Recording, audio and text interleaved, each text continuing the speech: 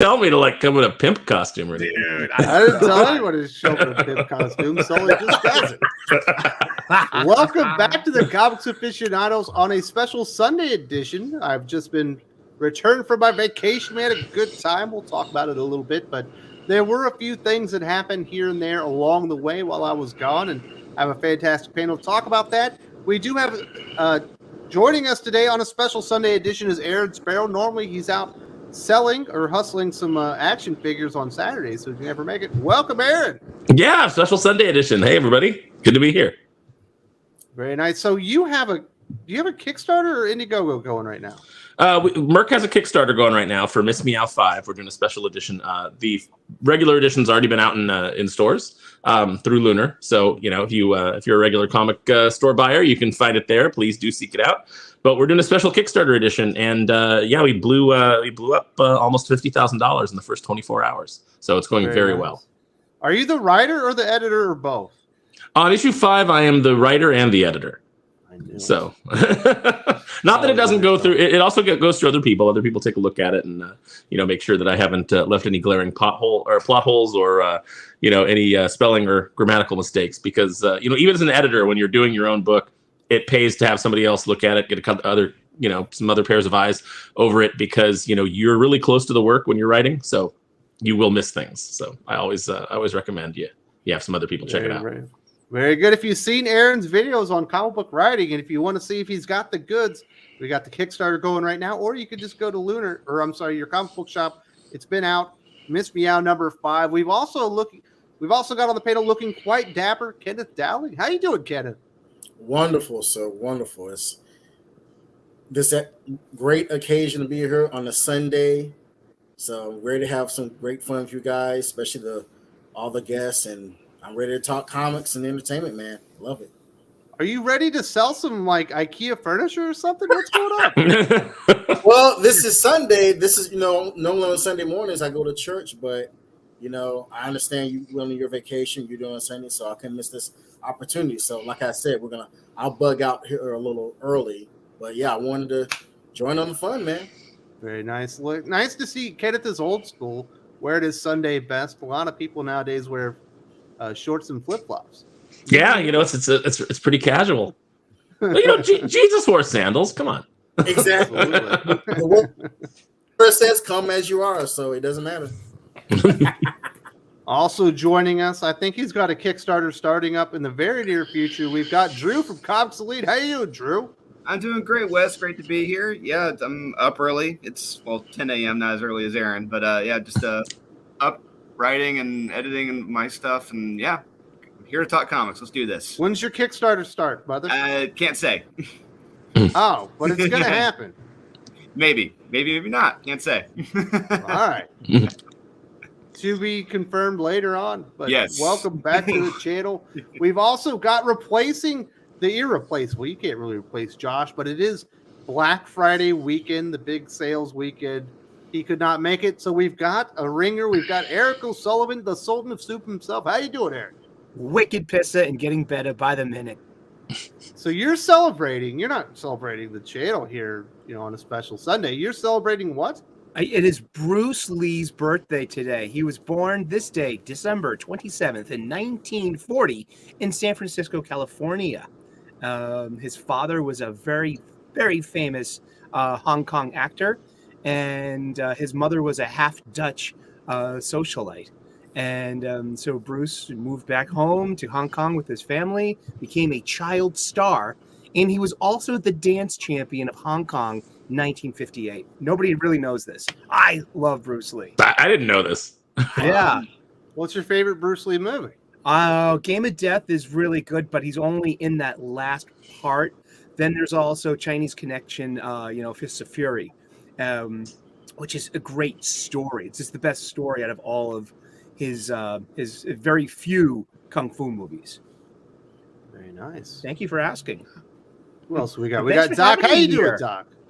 I'm here, and it's Sunday, and I'm not used to. Well, actually, I'm always fucking up stupid early Sundays, so it doesn't really matter. Doc doesn't sleep.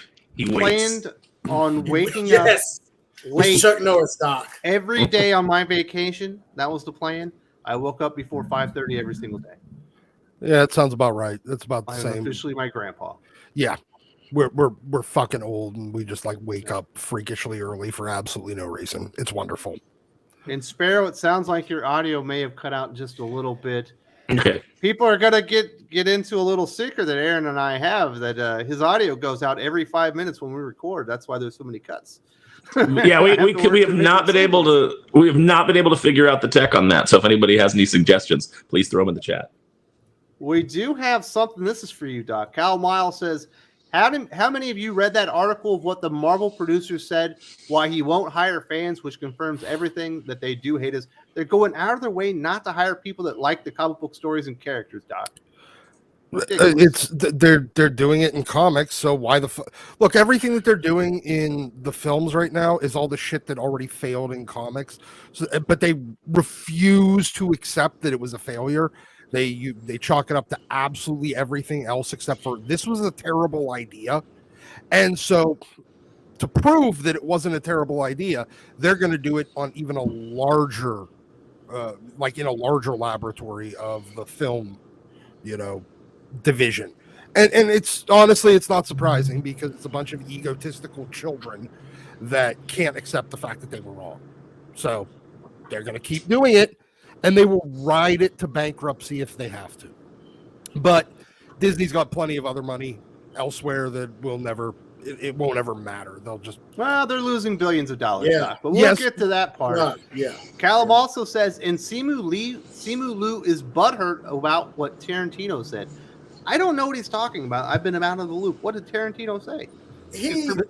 Tarantino, like Martin Scorsese, criticized the Marvel film, saying the actors who act in them aren't really actually stars. The Marvel superheroes are. Like Chris Evans isn't the star, Captain America is, or so on and so forth. So, and now they're going back and forth. Simu Liu said that, well, if we were back in Martin Scorsese's and Tarantino's time, I wouldn't be in a $400 million plus production, or I wouldn't be cast in it, and or something. But at the end of the day, he ended up proving them right because still nobody knows who the fuck Simu Liu is.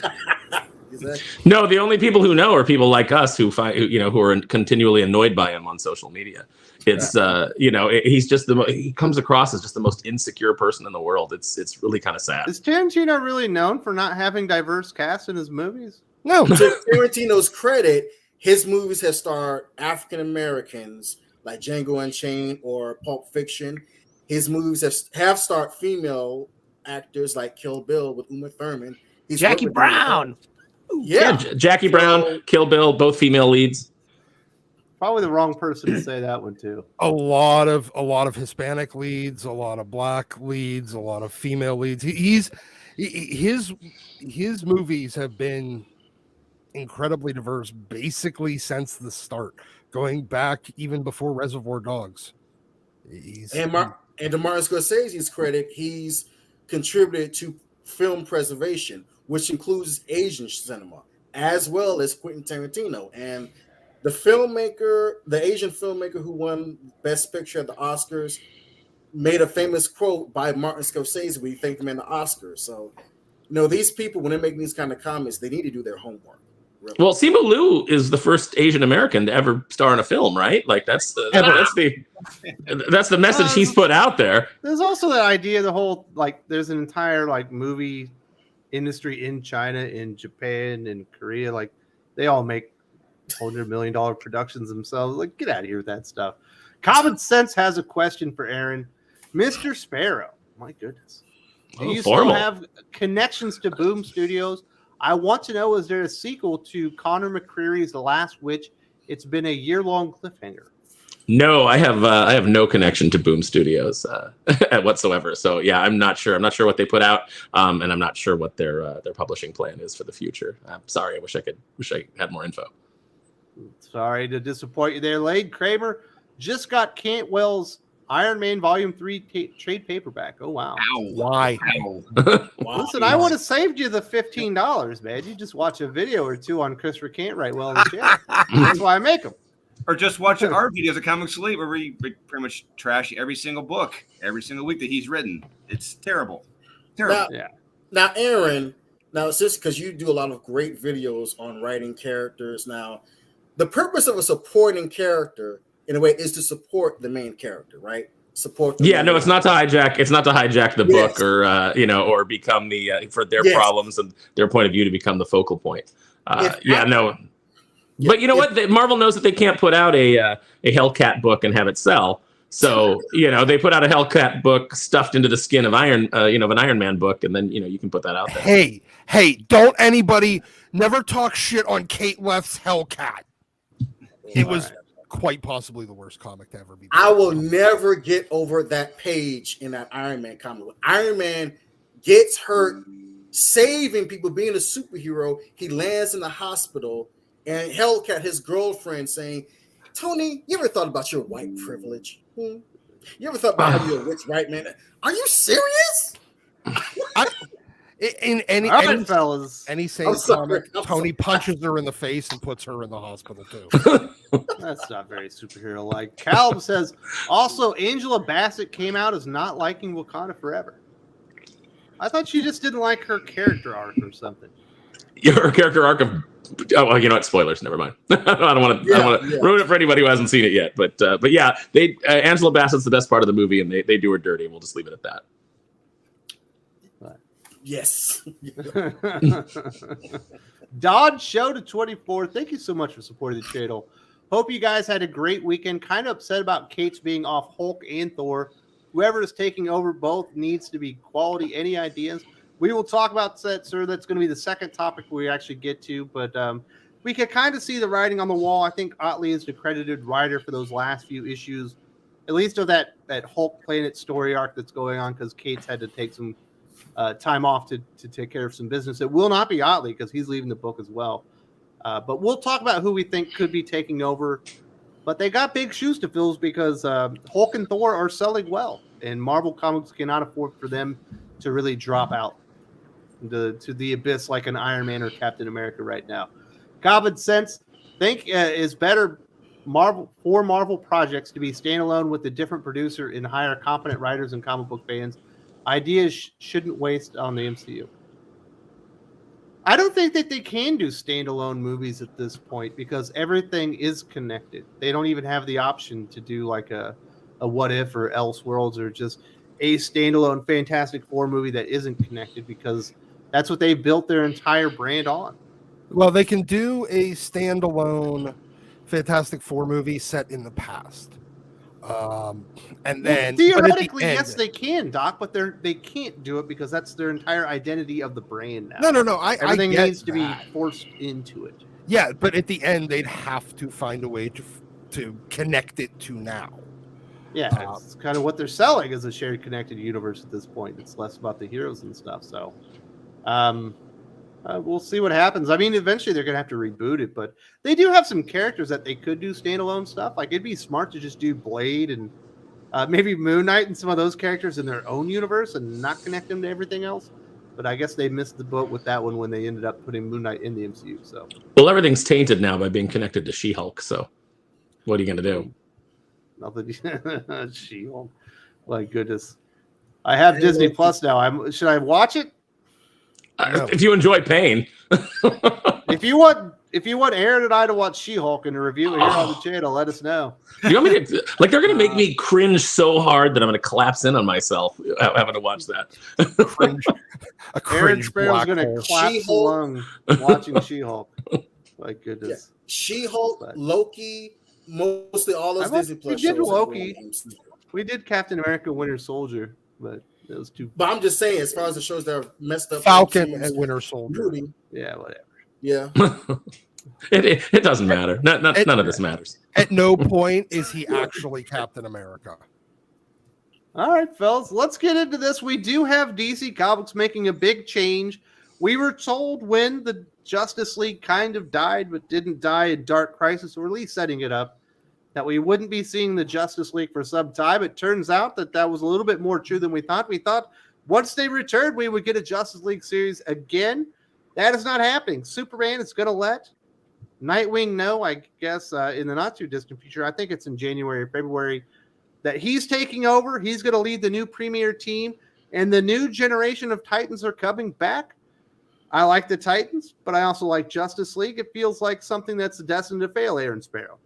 Oh, absolutely. It's typical short-term thinking. And as soon as they announced the creative team, I knew I was already out. Like, I'm not even going to check it out. There's not even a point to jumping on. I love Nightwing, and I love the idea of Nightwing leading a team, and I love the idea of the Titans stepping up. You know me, I'm always a guy who really likes the idea of the sidekick, coming forward, because that kind of fulfills the promise of, the sidekick being trained by the hero, when it's done well. But, things just are not executed well these days, unfortunately. None of the characters that are in the Justice League are going to be dead after this. They're just not going to team up. That's where it doesn't work here. Tom Taylor being involved whatsoever. Likely involved. That's not confirmed, but if you look at what he's got closing down and the characters that he's working on, and the fact that Nightwing and John Kent are absolutely going to be on this new team, I would be shocked if he's not. Yeah, no. I get that. So it's almost definite that he's going to be the writer of it. But the fact that you have all of the characters of the Justice League that are still going to be alive in the dawn of DCU, yet they're just going to be like, we're just not teaming up. Well, post all their deaths, Doc. They gotta go find themselves. They gotta go on that journey of self-discovery that writers love to put characters that have self-discovered many times. Can you they imagine put those through. Doomsday shows up to take on the Titans this time? He's about to kill John Kent, and Superman's like, they got it. I don't want to interfere. No, Doomsday will stay his hand because he'll realize he's about to commit a hate crime. Well, it's not a hate crime if that's not his motivation. But how do you prove that? That's not an evidence. Hate crime by default. Doomsday is just mostly upset that if he does it, even though it has nothing to do with John being gay, he'll just get canceled on Twitter. Yeah, Doomsday has already been convicted in the Twitter court of law. There's nothing you can do for Doomsday. There's no defense. And this has been done before too. We all recall it was Infinite Crisis, and 1 year later, the Justice League took at least the Trinity took a whole year off to recuperate. Superman had to redevelop his powers. Batman was on just hanging out with the boys, and going on their adventure. What the hell was Diana doing? I forget. That's a problem. That's the problem.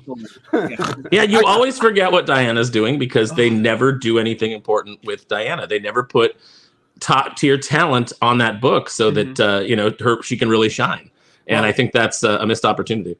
Diana, that's because Diana is culturally an A-list character, and but publishing wise, she's never been above B or C list. Yeah, she's not, and she won't be until she gets a halfway decent rogues gallery and some decent talent on her book. But that's neither here nor there. No, I just realized something. Tom Taylor won't let him get canceled. Won't let Doomsday get canceled on Twitter. It'll have to be Mastodon because they're really mad that that Spaceman took over the Twitter. Oh, isn't everybody being told to move to Hive? Yeah, or is it Hive now? Yeah. Well, no one could figure out how to work Mastodon apparently. So they're all going to Hive. Yes. Okay. Hive is quite the name, isn't it? Yes, it is. New name for Twitter will be Gulag. Yeah. Wretched Twitter's scum. Kind of lame anyway, but wretched hive of scum and villainy. I'm ready for anything. But yeah, no, he'll get canceled on Hive, so that's where he's really concerned about. Let's move off of that theoretical. Let's get back to this. So, Sully, you are newly back into DC Comics. Yes. I do want to say you're welcome, sir. I've been able to guide you through the better titles that are out there. Indeed. I love the Titans. I love Dick Grayson. I love like the whole team, but Donna Troy is not going to be there. It's going to be Yard Floor. You know it's not going to be Connor Kent graduating up from like Young Justice. It's going to be John Kent. It's not going to be a cool Green Lantern like Kyle Rayner on the team. It's going to be JoJo Mullen and all this stuff. Yeah. It's going to be basically JLQ, but with Nightwing as the main character because everyone loves the character. Like, you can't hate the Titans if Nightwing's there. The fuck we can't. But they'll have Wally. They'll have Roy. They won't have Roy. No Roy? No. Oh, I love Roy. Maybe they'll have Amico or whatever the Amico. Amico, the red arrow. Yeah. Yeah. Oh, poo. They'll have Wally though. I love Wally. But it's like it's so easy to see what they're doing, Aaron. Indeed. I mean, well, it's they have to try and they have to put it out there so it can fail and they can just go back to form. I don't know. It's they're gonna do this anyway because with or without our buying it or not buying it, they have no choice. They're just following whoever is giving them the marching orders. I mean, we're continually asking who asked for this. Nobody asked for this. I think plenty of people have asked for the Titans to get elevated and wouldn't mind that, but it's so clear what they're actually doing. That's the problem, Aaron. Yeah, at the expense of the Justice League, nobody's, if people are going to ask, why can't I have a Justice League book and a Great Titans book? Why does it have to be one or the other? And you can tell these kinds of stories, but we know that it's coming from an artificial place. It's not coming from a place of like, man, this would be a really great story to tell. We'll scatter the League in some really interesting ways and kind of find interesting ways to keep them apart. And the Titans have to step up. There's ways to do it, but we know what it's going to be. It's like, it's just the same tired thing over and over again. It's like, we're going to put this out there as a vehicle to force you to like these characters that you don't like. And we're not going to like them, and it's going to fail, and it's just the whole cycle is going to start again. I don't understand who's in charge over there. I don't understand anything about the dawn of the DCU and the way it's shaping up, the way it's starting to come out. It looks like you're just shuffling creative teams around, the same failed creative teams to different characters, and that's what we're going to get. And it's tiresome, and I think that fans are pretty much done with it.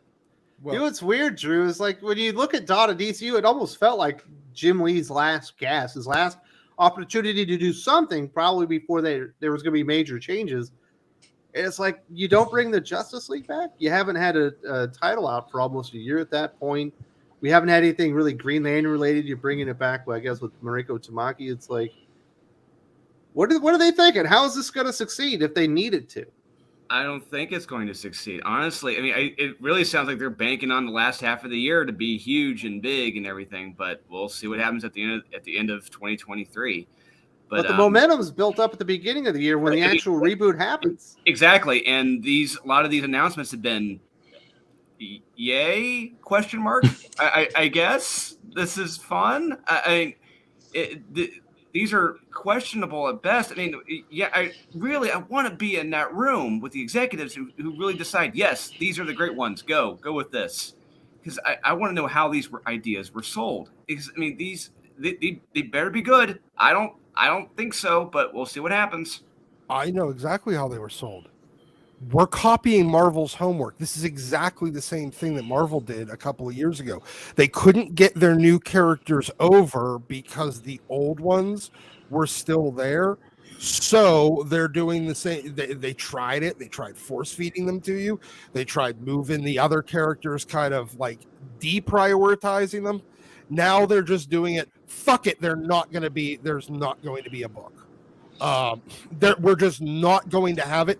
That way they have no competition because these characters that we need to get over can't beat the existing characters. To be the man, you got to beat the man, and they can't do it, so they just take the man off the board. A lot of this feels the way that Hollywood, it seems like they're embarrassed of their characters the way that Hollywood used to be embarrassed when they would make a superhero movie. Even the Christopher Nolan Batman films, as much as I like those, it seems like they're kind of embarrassed about the whole Batman thing. They're like, look at how gritty and real this is. It's so, it's so gritty and intense, and it's really grounded. Yeah, there's a guy in a bat costume. Just kind of ignore that. But this is really grounded stuff. And it feels like they're kind of embarrassed of these characters. They want to get these new characters to replace them. All those old characters are white and male, and we can't have that. So you need to go ahead and push these new characters. But none of these characters are characters. They're just ethnicities in identities that they didn't earn. And that's why fans reject them. we all loved Rhodey, and there wasn't there was some outcry because fans always complain when there's any kind of change. But when Rhodey took over as Iron Man for a while, we were on board. At least I was, because they had built to it, they had earned it, and Rhodey had become a character in his own right.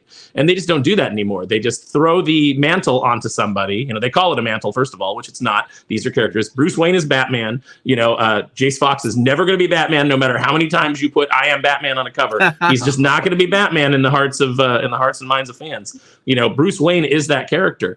And instead of going out and creating new minority characters and building them up, because everybody forgets that not every character sticks. There's all kinds of characters, and there's all kinds of white male characters that they've thrown at the wall and that don't stick. It's a numbers game. You throw a bunch of stuff out there and you see who fans respond to, and then you pursue that. But that's not the way it is anymore. Well, they also believe that the 7 months that they build up a new character before they take over a mantle is equivalent of the 7 years that they used on Rhodey before he, building him as a supporting character before they had him take on the mantle for or not even the mantle, because you know what, you're right. Fuck it. We're not using the word mantle here until they put on that other character's costume for a year. You had to build him for almost a decade before people, and even not everybody, but most people were on board with it. They want to do it in 3 fucking months half the time. Mm-hmm.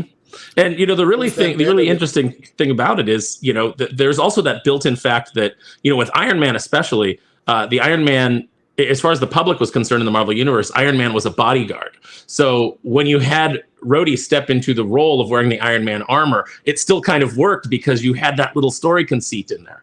And, so, it's a matter of people actually writing and coming up with sensible conclusions that fans can respond to and latch onto, as opposed to fans just knowing that, hey, this is what you're getting because this is what we want to push right now. And people forget in Secret Wars, that was Jim Rhodes. That wasn't Tony Stark in the Secret Wars. That's right. Mm-hmm. And one of the great moments in that, to me, it still sticks out to me, is when Iron Man, Jim, is talking to Monica Rambeau, and Monica's thinking, is he hitting on me right now? And is he flirting with me? And it's like, oh, yeah, that's Jim Rhodes doing that. It's not Tony Stark. Yeah, I always tell people that Secret Wars figure of Iron Man is the first Jim Rhodes action figure. And people look at me funny. They're like, what? And I'm like, it was Jim Rhodes in the armor at the time that story came out. That's a Jim Rhodes figure. That's not Tony. Yeah.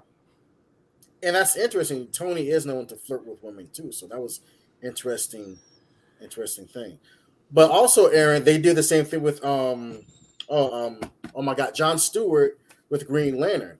And it works better with Green Lantern because Green Lantern is actually a mantle. Different Green Lanterns, different in that police force, that space police force kind of thing. So, wow. Yeah, it's and it's one of the things that I love about the Green Lantern mythos, and they keep trying to recreate it with less and less success. Obviously Simon Baz and Jessica Cruz, and it took fans a while, but they started to warm up to them. I, as a writer, I'd really love to tackle something with Jessica Cruz. I think that she could be a really interesting character. And then diminishing returns, they do it with JoJo Mullins, and it doesn't take as well because again they're trying to shortcut it instead of taking that time to build.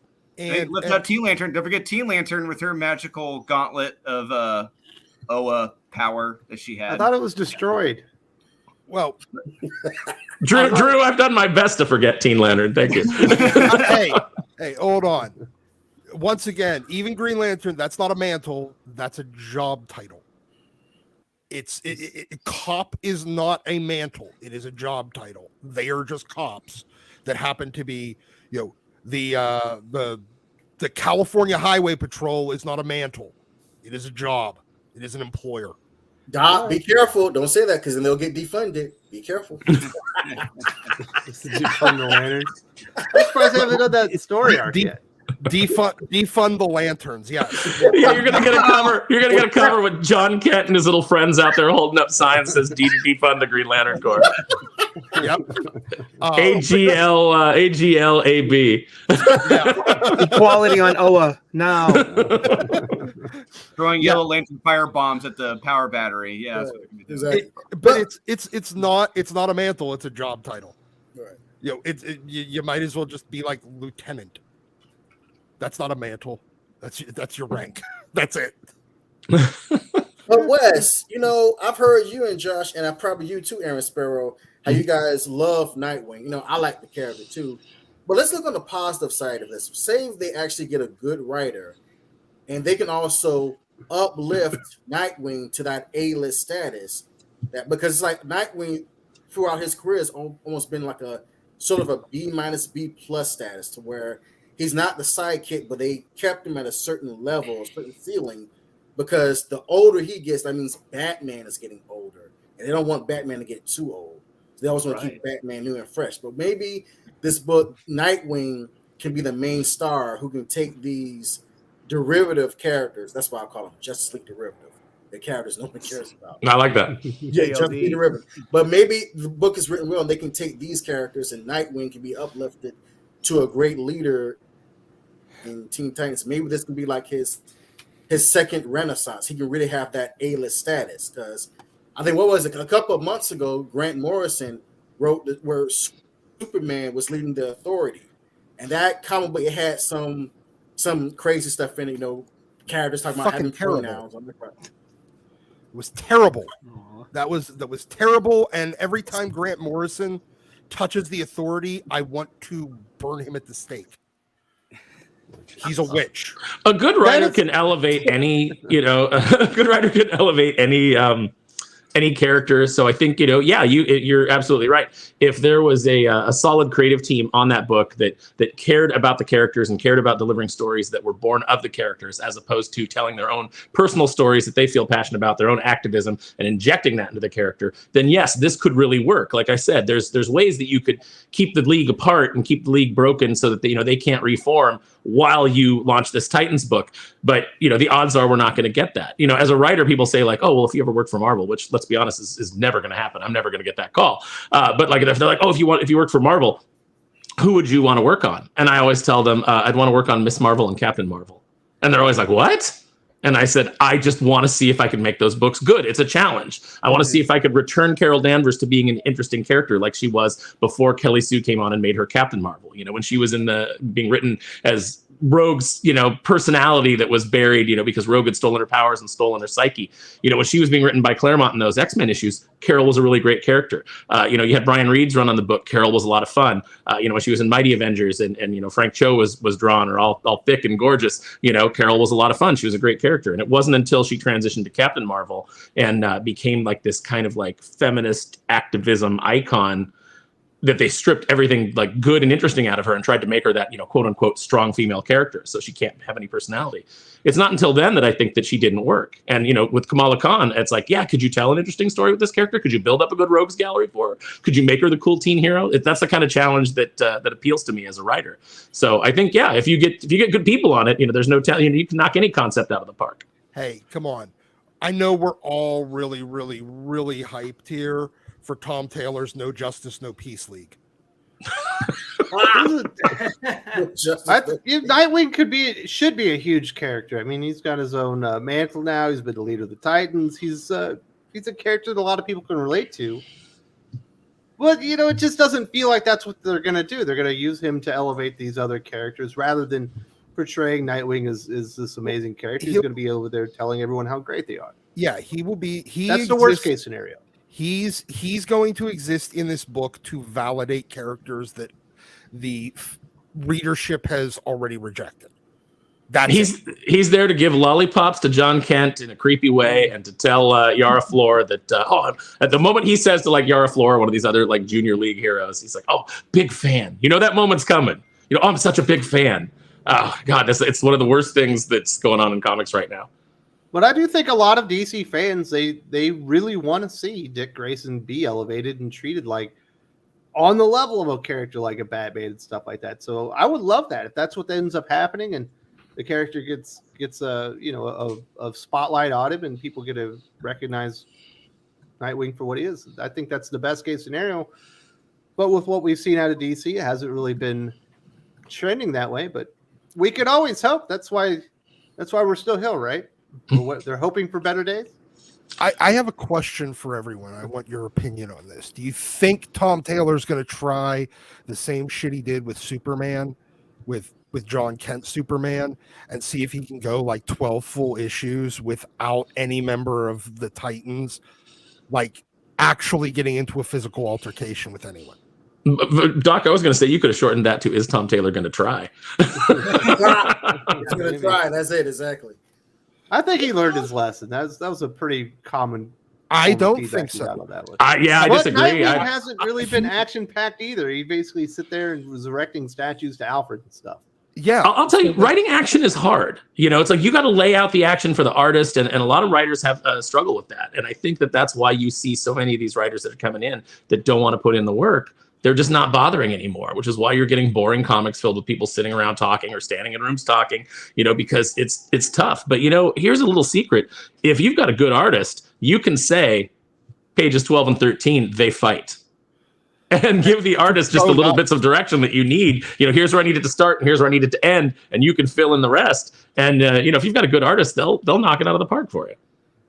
Yeah, and I'm assuming Chuck Dixon was a guest in here. He said the same thing to he said the same thing to Scott McDaniel. Like I wrote the stuff, but as far as action, I just said Nightwing's gonna do this action scene. Scott McDaniel did all the rest. That's what he said with Scott McDaniel did. But he also said he referenced all the action movies, Jackie Chan movies, using props and everything. That's what you should do. But yeah, exactly, Aaron. You're right. So let's see what the peoples have to say. We do have some super chats. I do want to say thank you very much to everyone for supporting the channel. Really appreciate that. Paul M., Green Lantern fan, says, why is it so hard to make a JLA movie? What I love is a movie like the Morrison Run. It's not hard. It's just that most of the studios are not invested in really doing the work. Not like how the MCU was in the golden era when Kevin Feige was invested in it, or when Joss Whedon was laying out the plan, whatever Josh says. But yeah, it's like they're not invested taking it seriously, right? Or how you said earlier, Aaron, you have filmmakers, they'll do the movies, but they don't really respect these characters. They see them as a quick paycheck. Because Christopher Nolan was not a comic book guy. He made the Batman movies to fund his own personal. Not even no, that. but he still looked at it in a way that was like, okay, well, this is going to be my take on it, but how do I still pull in these elements from the comics? And that's why people still responded to it. The problem that you see right now is just like that Marvel producer coming out and saying, well, we try not to hire comic book people. That's a red flag to me. Well, who got you to the $1 billion dance? It was people who appreciated the comic books. The Russo brothers, Joss Whedon. For all his faults, the guy loves comic books, and he delivered a comic book movie that broke $1 billion, and that became the standard. And now that they can't hit it again, they don't have any self-reflection to say like, hey, maybe the fact is that we're not telling good stories, and that these stories don't resonate with the fans that love them. And why is that? Well, it's because you don't have anybody in there who loves the comics and who loves the character and is telling stories born of that. You've got people coming in and saying, this is the story that I want to tell, and now I'm going to stitch Thor around my stupid story. Well, in fairness, that is what Nolan did. He had a crime trilogy that he tried to get Warner Brothers to finance, and they basically said, turn this into a Batman series, like a Batman trilogy, and we'll do it. So he kind of shoehorned all the Batman and DC related things into his existing, plot outline for a crime trilogy. But he's one of the best directors in the world. Absolutely. Yeah. No, absolutely. One of the top 5 writer-directors on the planet.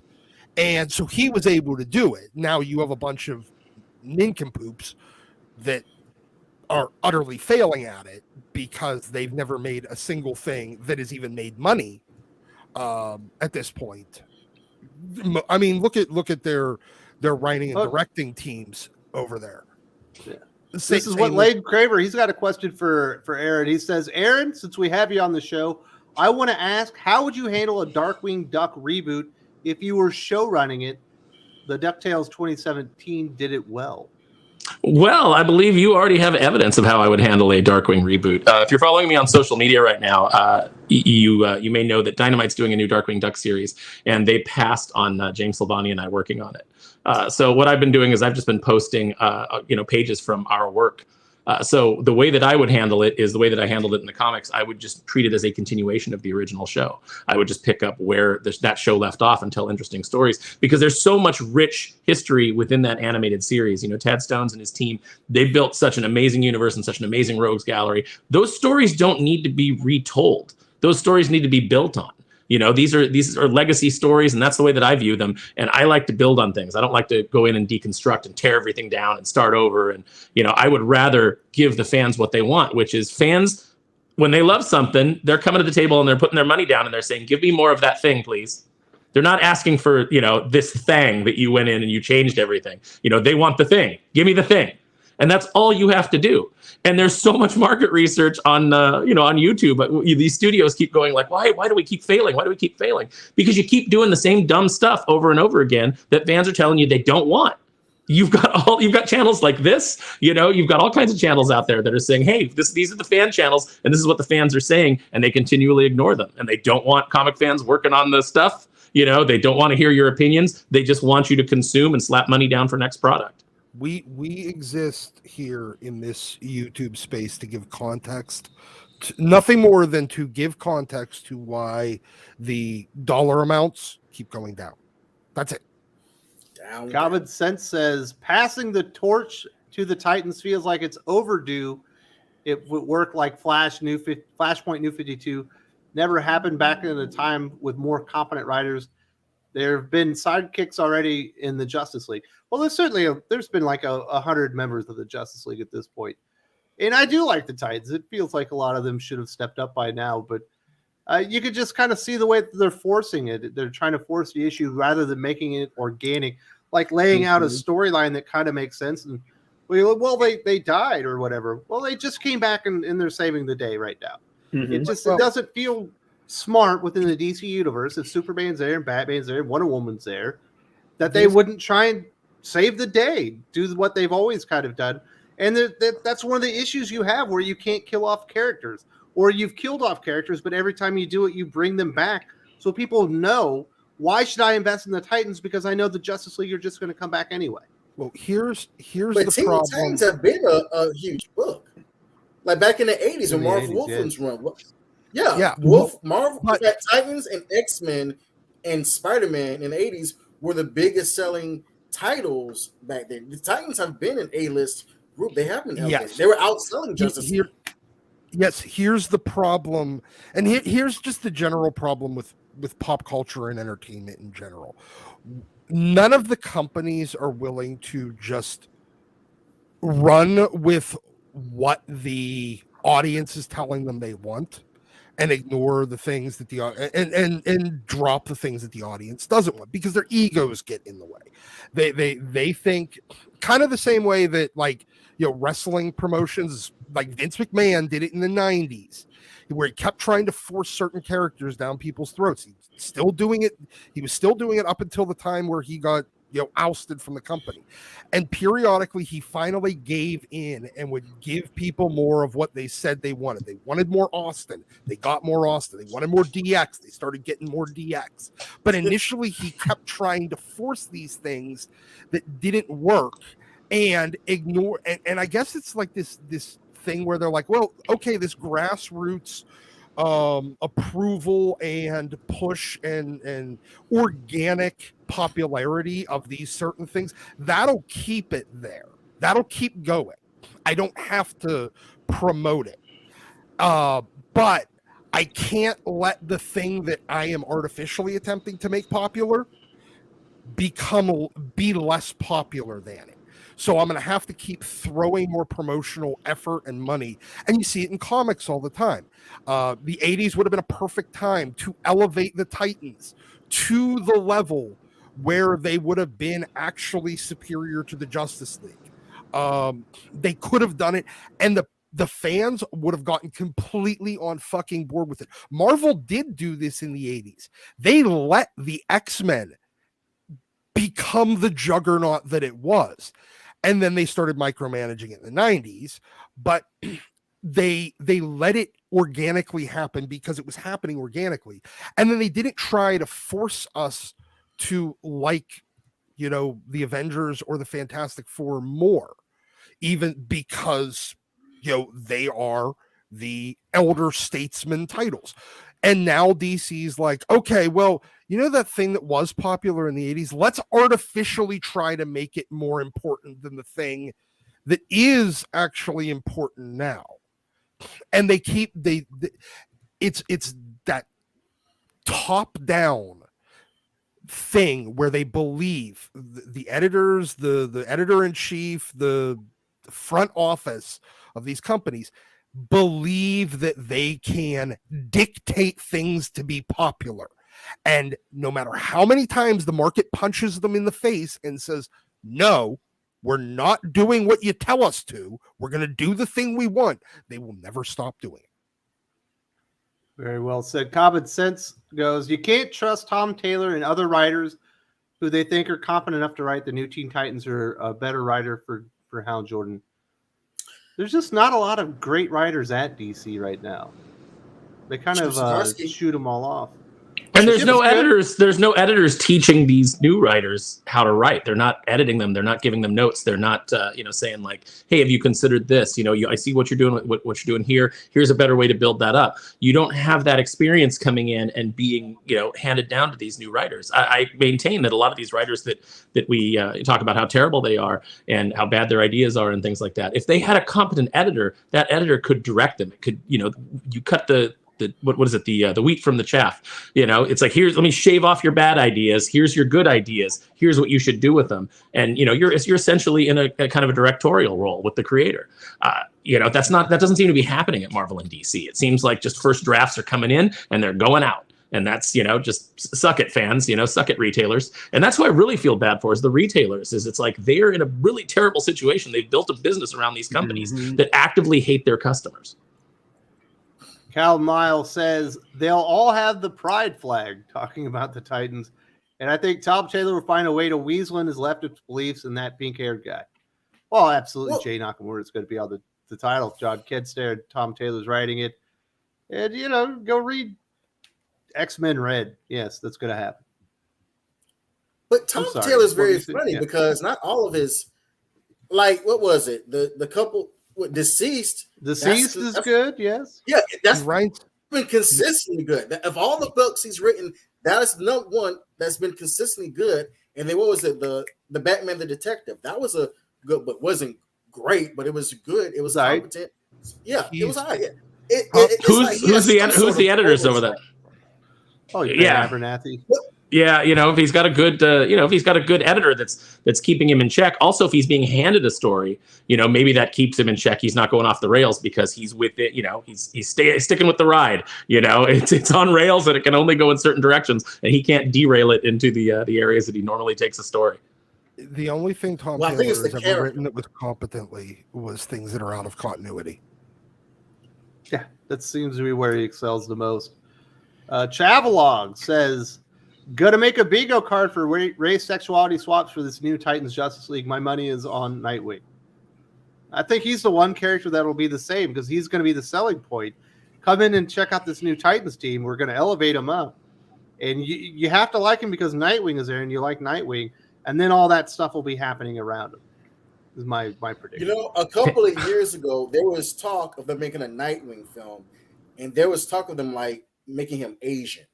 Because of his acrobatic and his martial arts background, in order to get that market, there was talk of switching over his race to make him Asian or part Asian. So, is that why Tom Taylor? Is that why Tom Taylor turned the series into Crazy Rich Nightwings?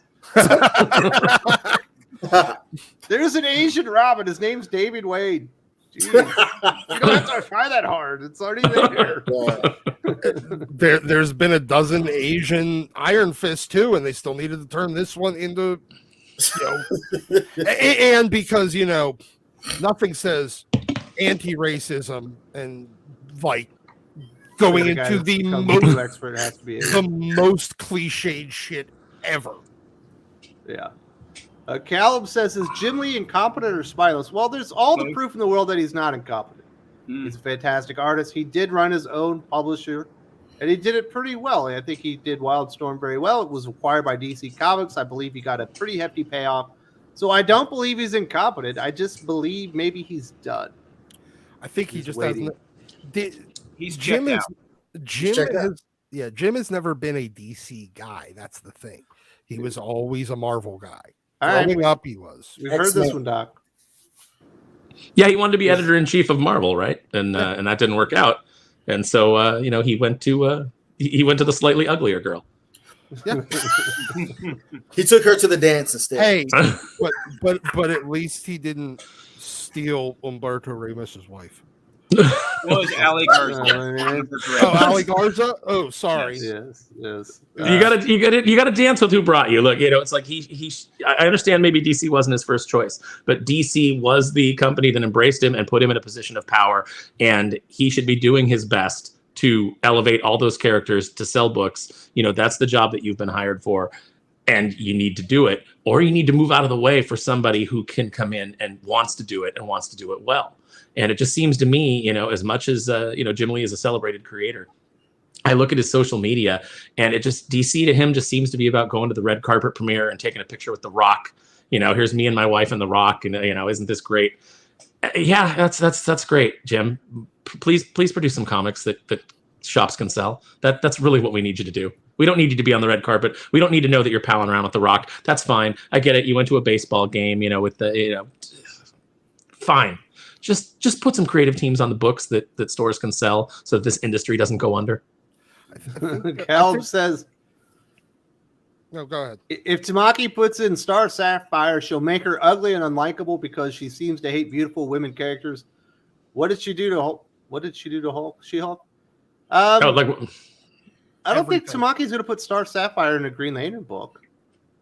But you could do it, obviously. You're in space. Have heard Carol and lecturing Hal over a dinner every issue. So how we put Mandy in there?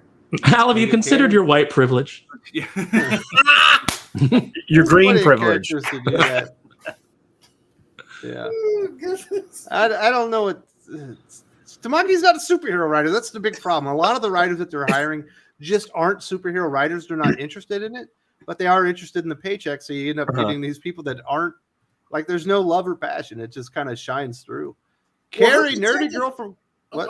I'm sorry, Wes. But her writing Detective started really good. What happened to that book? It didn't start really good. It started not nearly as bad as we anticipated, which meant that it was average. Okay. Like let's not go overboard. Dark Detective was pretty decent. I was shocked at how good it was. Detective Comics was less boring than it should have been, and then it went downhill and it got terrible. That's high praise. Let's not go too far. This is like the Alyssa Wong first issue of Deadpool. Just because it wasn't fucking terrible doesn't make it good. Carrie Nerdigal creates morning panel on this fine Sunday. Do you think Zaslav is going to rework DC Comics, or is he more interested in the TV movie side because it's more profitable? He's 100% more interested in the TV movie side. But I also think that he understands, or perhaps understands, that there should be some synergy and the characters should somewhat be consistent through mediums. Do I think Zaslav is going to put a spotlight on DC Comics and say, Jim Lee, get in my office. You and I have to have a talk because what you've done to Superman is wrong, or the way you portrayed Batman, I don't like what you're doing with Batman Fortress. I wouldn't count on it. But I do think these things will trickle down eventually, perhaps. When MCU went around to making Infinity War, they had to go back to those stories that oh my God, what's that? Hickman wrote with the Dark Order and stuff, because eventually you need that IP, you need those stories to put into your movies. So I think, right now, TV, movies, film, that's his main focus. But eventually you're going to want some stories to generate that IP. So he's going to work his way, or people that works for him are going to work their way back to the comics. They're going to say, like, what is up? Where's Green Lantern books? Why are you guys always making Batman stories? What about Superman? Superman is supposed to be the king. Where are my Superman stories? Action Comics, Justice League. Come on, let's go. And we're kind of already seeing that. We're seeing a return for Superman. Clark Kent is going to be the title character again. There's going to be an anthology series in action. And it sounds like there's going to be some Superman stories on the side leading up to a big Brainiac Superman big crossover event for DC Comics. So it's clear that David Zaslav has identified Superman as important, and we are seeing some changes in DC Comics. So we shall see what it turns out in the long run. I don't have a lot of faith, but I'm hopeful. That's why I'm still here. I haven't given up hope. And that's what the key is, right? Right, Sully? You're with me. I'm with you 100%. Yeah, I mean, look at how hopeful his jacket is. That's a hopeful color. Dude, I shut off DC Comics at the faucet back in 2018. I'm back buying comic books like twice a month now. I'm so grateful to go back to my local comic book shop. I'm so grateful they survived 2020. I'm like really happy that at least for me, I can see that DC is making comics for us. They might be 2 or 3 titles, but you know what? They're out there, and I'm totally looking forward to that Jeff Johns JSA stuff. I'm totally in. Absolutely. Lane Kramer says, so I will DC try to top Marvel 95 comics in February.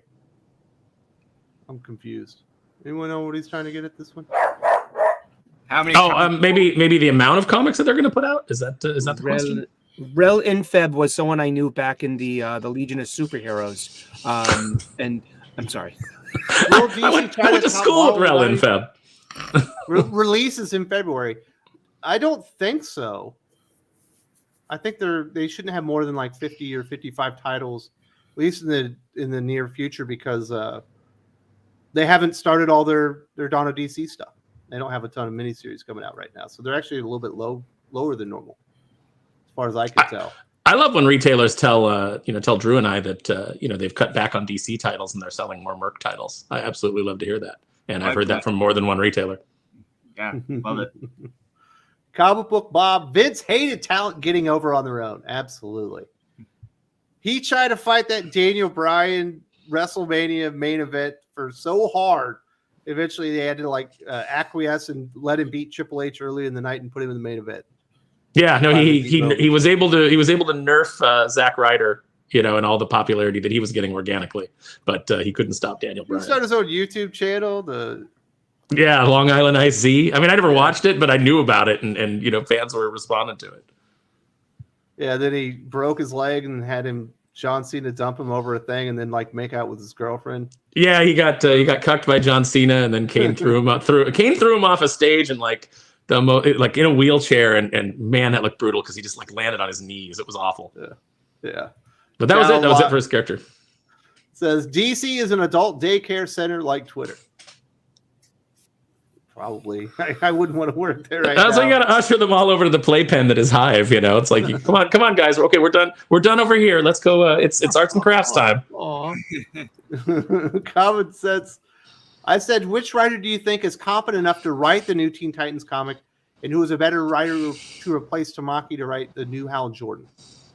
That's pretty easy. So somebody that I think would be good on a Titan comic, if I were doing it, he's not a big name, probably not even as big a name as Tom Taylor, but Robert Venditti. That's who I would put on it. The guy knows how to map up stuff. He knows how to actually execute events. He did 2 or 3 of them when he was the main writer over at Valiant, and those events all kick butt, so that was pretty easy. Just as far as somebody to write Hal Jordan, to do something cool with the character, an actual superhero writer, obviously, which Tamaki isn't. Chuck Dixon. Dixon is great. Peter J. Tomasi has already written Green Lantern, but he would be a good take. Really anybody. I'd take a Dan Jurgens Green Lantern. Just anybody except who they're giving us. I just don't feel like that's a good fit.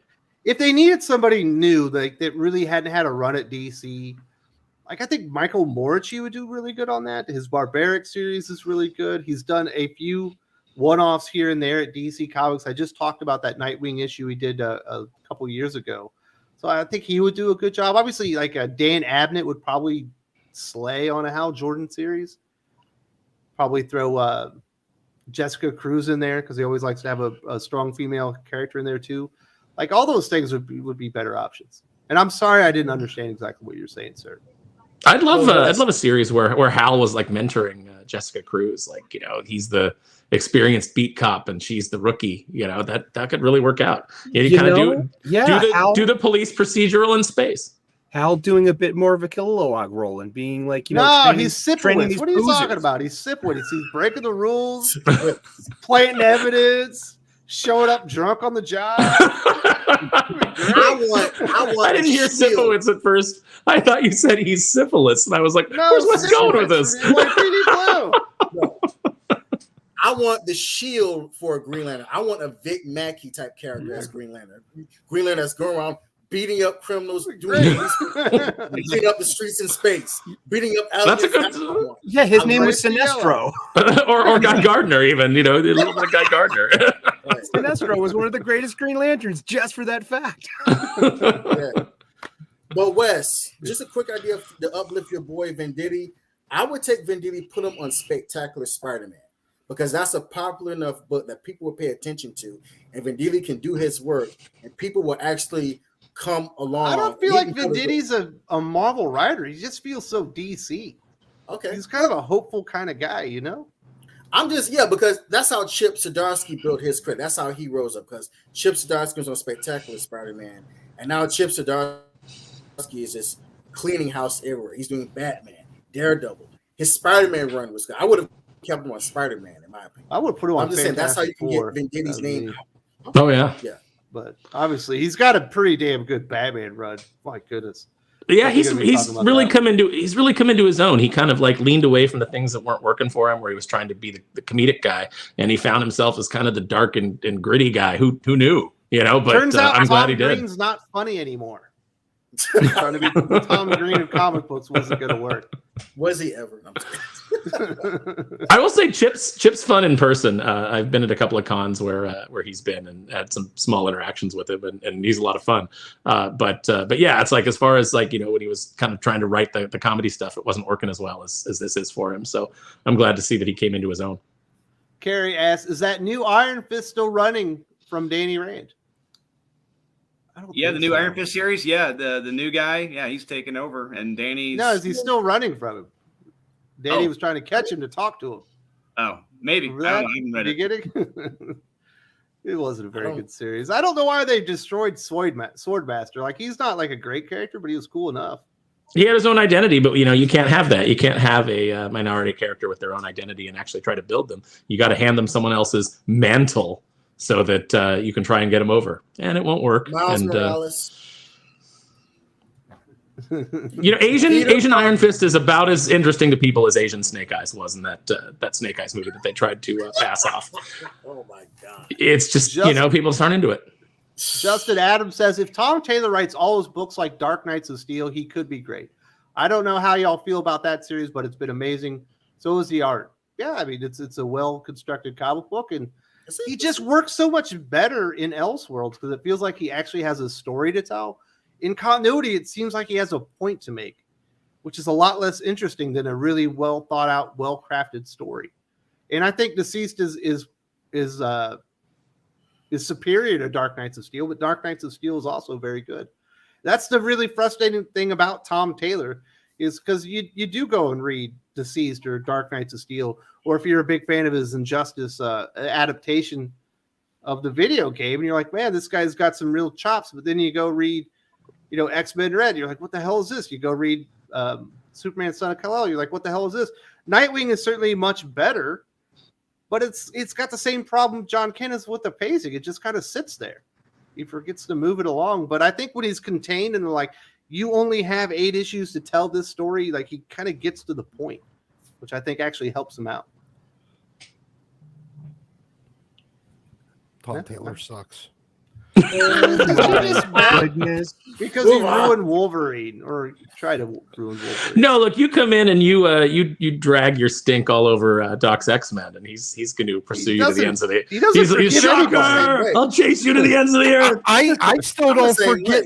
I still don't forgive Grant Morrison for ruining Wildstorm. So fuck all these people. I don't forgive. I don't forget. Jeez, Doc, it was one indiscretion. Yes, and it killed an entire company. That's not true. They're at DC. It got bigger. They got their own multiverse. Chris Claremont took 15 years to build that house. You can't have these hats coming in and knocking stuff down. I'm like, Doc, I agree with you, Doc. Don't mess with that. What Claremont built in 15 years, Jordan White destroyed in 15 minutes. That's been good. It started out bad. That Age of X-Men was awful. Oh, and honestly, I still don't forgive Jonathan Hickman for all the shit that he stuffed into X-Men. No, screw him. I'm done with him too. Now, was that on purpose? Because Wes, you did a video that whether it was on purpose or was he like interfered with by editors or whatever? I think he had a plan, and then they diverted the plan, and he said, "Screw this," and left. I don't blame him. I don't blame him either. But all of the things that were obviously a problem at the end of House and Powers, not only the pitfalls were there, and they went in all of them head first. Literally every single one of them. All the cool stuff they ignored. Mm-hmm. All the terrible stuff. All right, Doc. Super dad. We'll get to that video again one day. Let's talk about in Hickman's defense. Oh, let me just say this. No one's talking about Hickman. We're all talking about Hickman now. I'll just say this. In Hickman's defense, can you imagine a grown man with his experience and his ability being in a Slack with the rest of that team? We're lucky he didn't hang himself or just blow his brains out. That picture of him next to Vita in that conference room says it all right there. It's like, God, I can't believe this is my life right now. He's the one in charge of bringing them all in. All right, let's say hi to MVP Maxfield Bob Priestley. Great guy. Hope you enjoyed your time off. Wes, hail panel chat. Well, thank you very much. We had a great time on vacation. Got to go to the zoo. We went to aquarium. I got to eat a steak. We went and saw Lost. Strange World, which was absolutely terrible. I might do a review on that here on the channel to tell you why that movie was so bad. It's not because the main character was gay. There's a lot of stuff wrong with that film. But otherwise, we had a great time. Travel went pretty good. We only got delayed once or twice. And thank you very much for the greetings back. Glad to be back and working back on the comic book stuff. Looks like I didn't miss too much interesting stuff.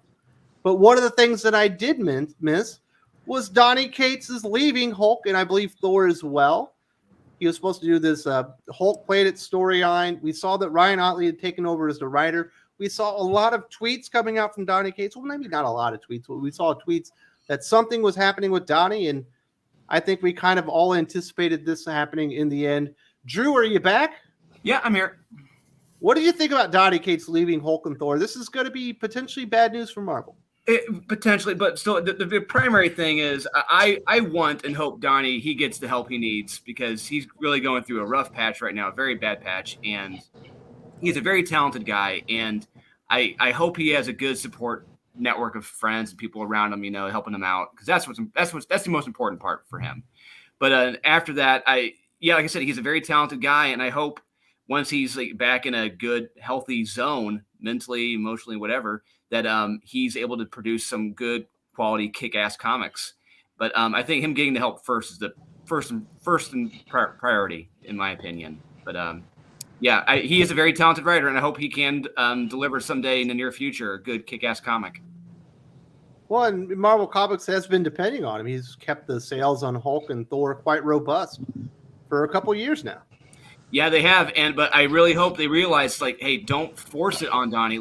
Just give him time, give him the space, let him get a good headspace, and then let him produce a good quality comic after he's ready to do this. I'm sorry, someone's asking me about steak. Someone talk about Donnie Cates while I answer this question. I feel kind of bad for the guy. He's kind of obviously had issues for a bit now. Hope he gets himself taken care of. I question whether or not he has any sort of decent support system. I hope he does, but I mean, he's a solid writer. He's outstanding in comparison to the rest of their roster, and it is a big loss. However, it's been quite obvious for quite some time. He has absolutely no idea where he was going with Thor or Hulk. I mean, maybe with Thor he had some idea, but with Hulk, it's just meandering bullshit. And now that might be Doc, Doc, I will say Donnie does know where Thor is going with. It's all leading back to when he started writing Thanos. It's all going back to that. Okay, in which case, awesome. Hulk seems like a meandering mess, but honestly, I don't know how much of that is the result of his current issues and lack of ability to really kind of go somewhere with it, and him more just trying to meet a deadline while obviously having some problems. So I'm willing to give the guy a second chance when he comes back. That being said, he blocked me a long time ago, so fuck him. Exactly. I'll give him a chance if he unblocked me on Twitter. I mean, Marvel creators have some kind of green light to block fans who are adjacent. I've never had an interaction with Donnie Cates or Alyssa Wong or Greg Pak.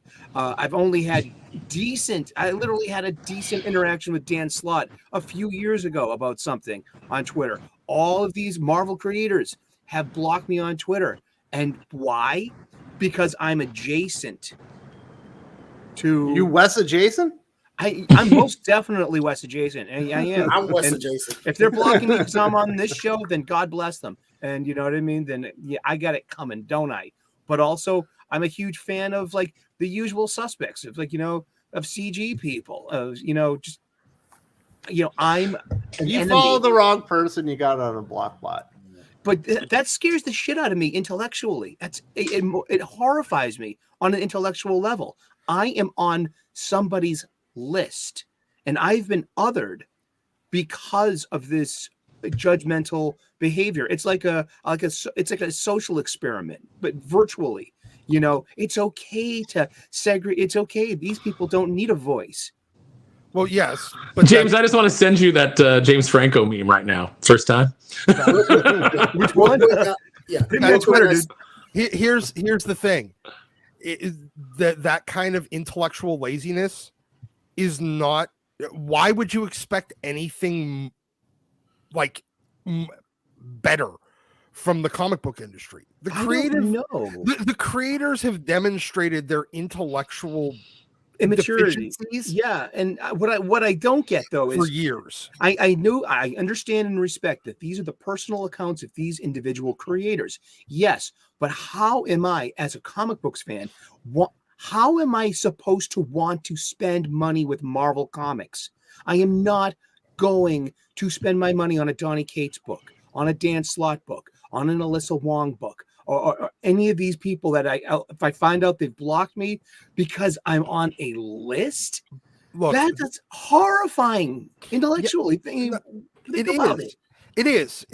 That I don't disagree with a word you've said. However, they don't care anymore. The comics industry have reached full having their wanting to have their cake and eating it too level long time ago. They demand to have their names slapped on the cover of books. They demand to be able to inflate their personal brand by the characters that they work on, but they also demand that their personal Twitter accounts that they advertise their professional work on and that they grow their personal accounts based upon their professional work be separated from the professional work when it comes to criticism. They want all of the validation, none of the criticism, and they don't see the obvious hypocrisy and double standard of that. They want to be movie stars. Or maybe they're fine with it. They're fine with it because they're fucking retarded. They're on the left side of history. They're fucking retarded, and that's the problem.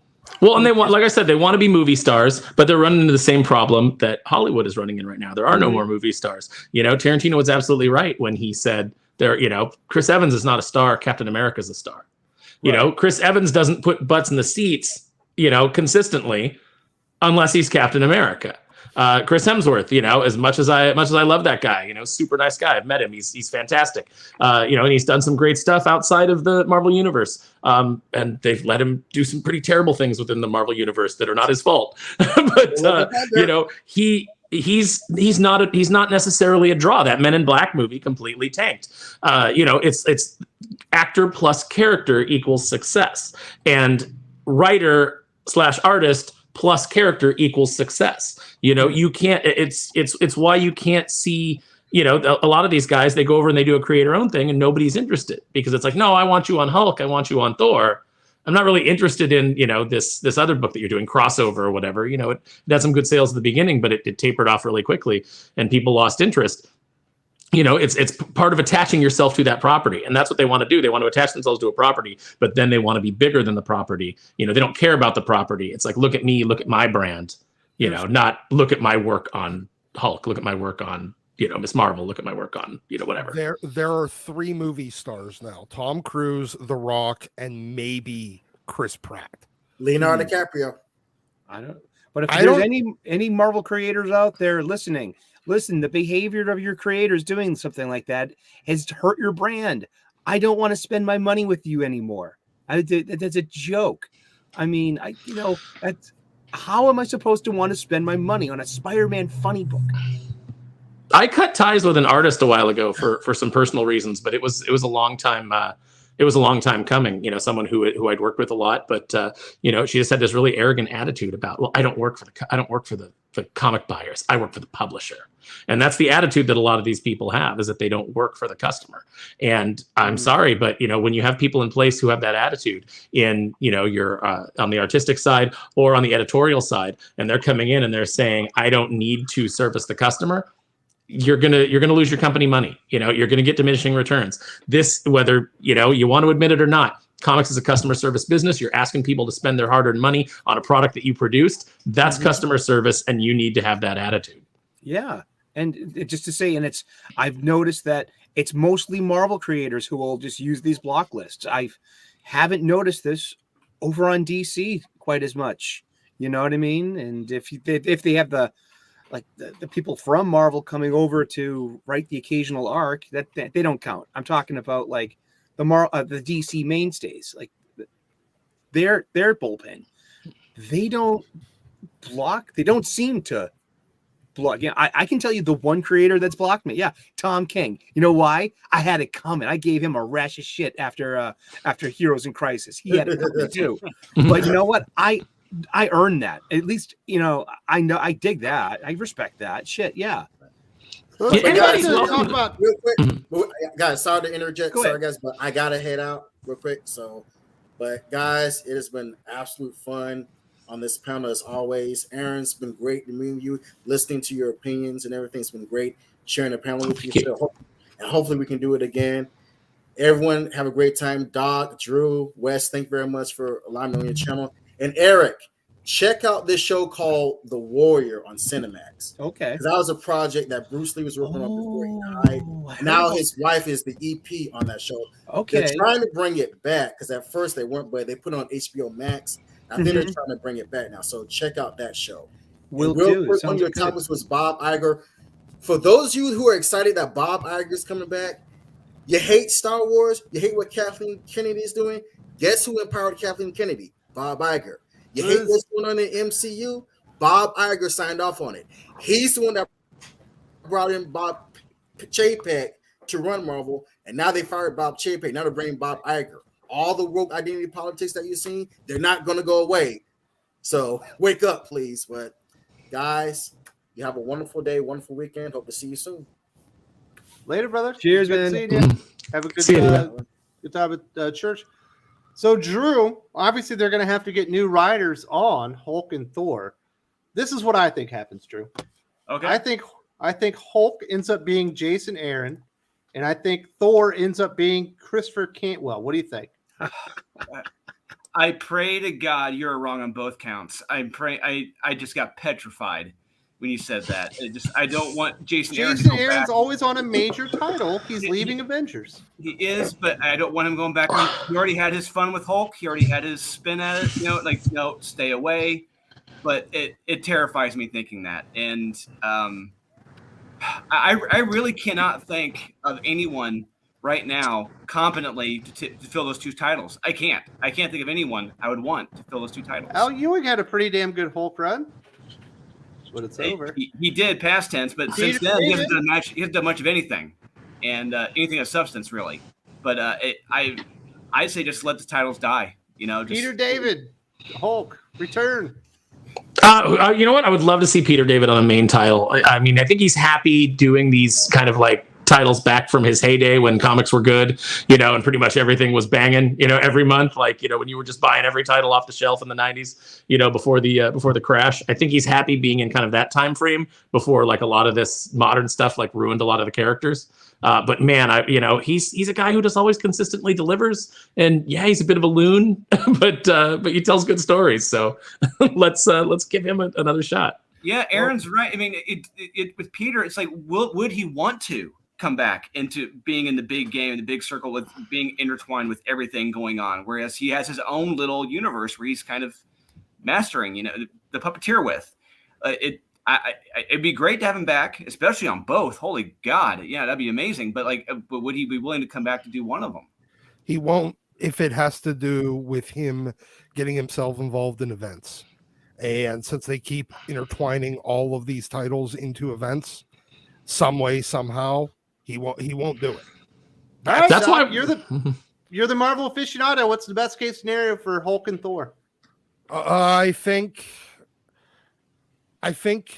Jason Aaron possibly on Hulk, because he hasn't broke that one yet, and they need to fundamentally alter the foundation of Hulk, because God forbid that it actually just be the original origin. They need to fuck with what makes the Hulk. And they need to undo everything that Peter David did in the past. We said best case scenario, Doc. You're talking about why this would be the worst case scenario. No. That is the best case scenario. No. that is, because alternatively it's going to be a dead title with a Ryan North or some other fool on it that would drag the property down to a level where it is just it's on par with fucking GoBots, which is what they've done with everything else that all these clowns have ended up on. So the best case scenario is Jason Aaron will still leave. He will ruin a character. He will fundamentally alter them, but he will keep them high enough profile, whereas everyone else will drag that profile down.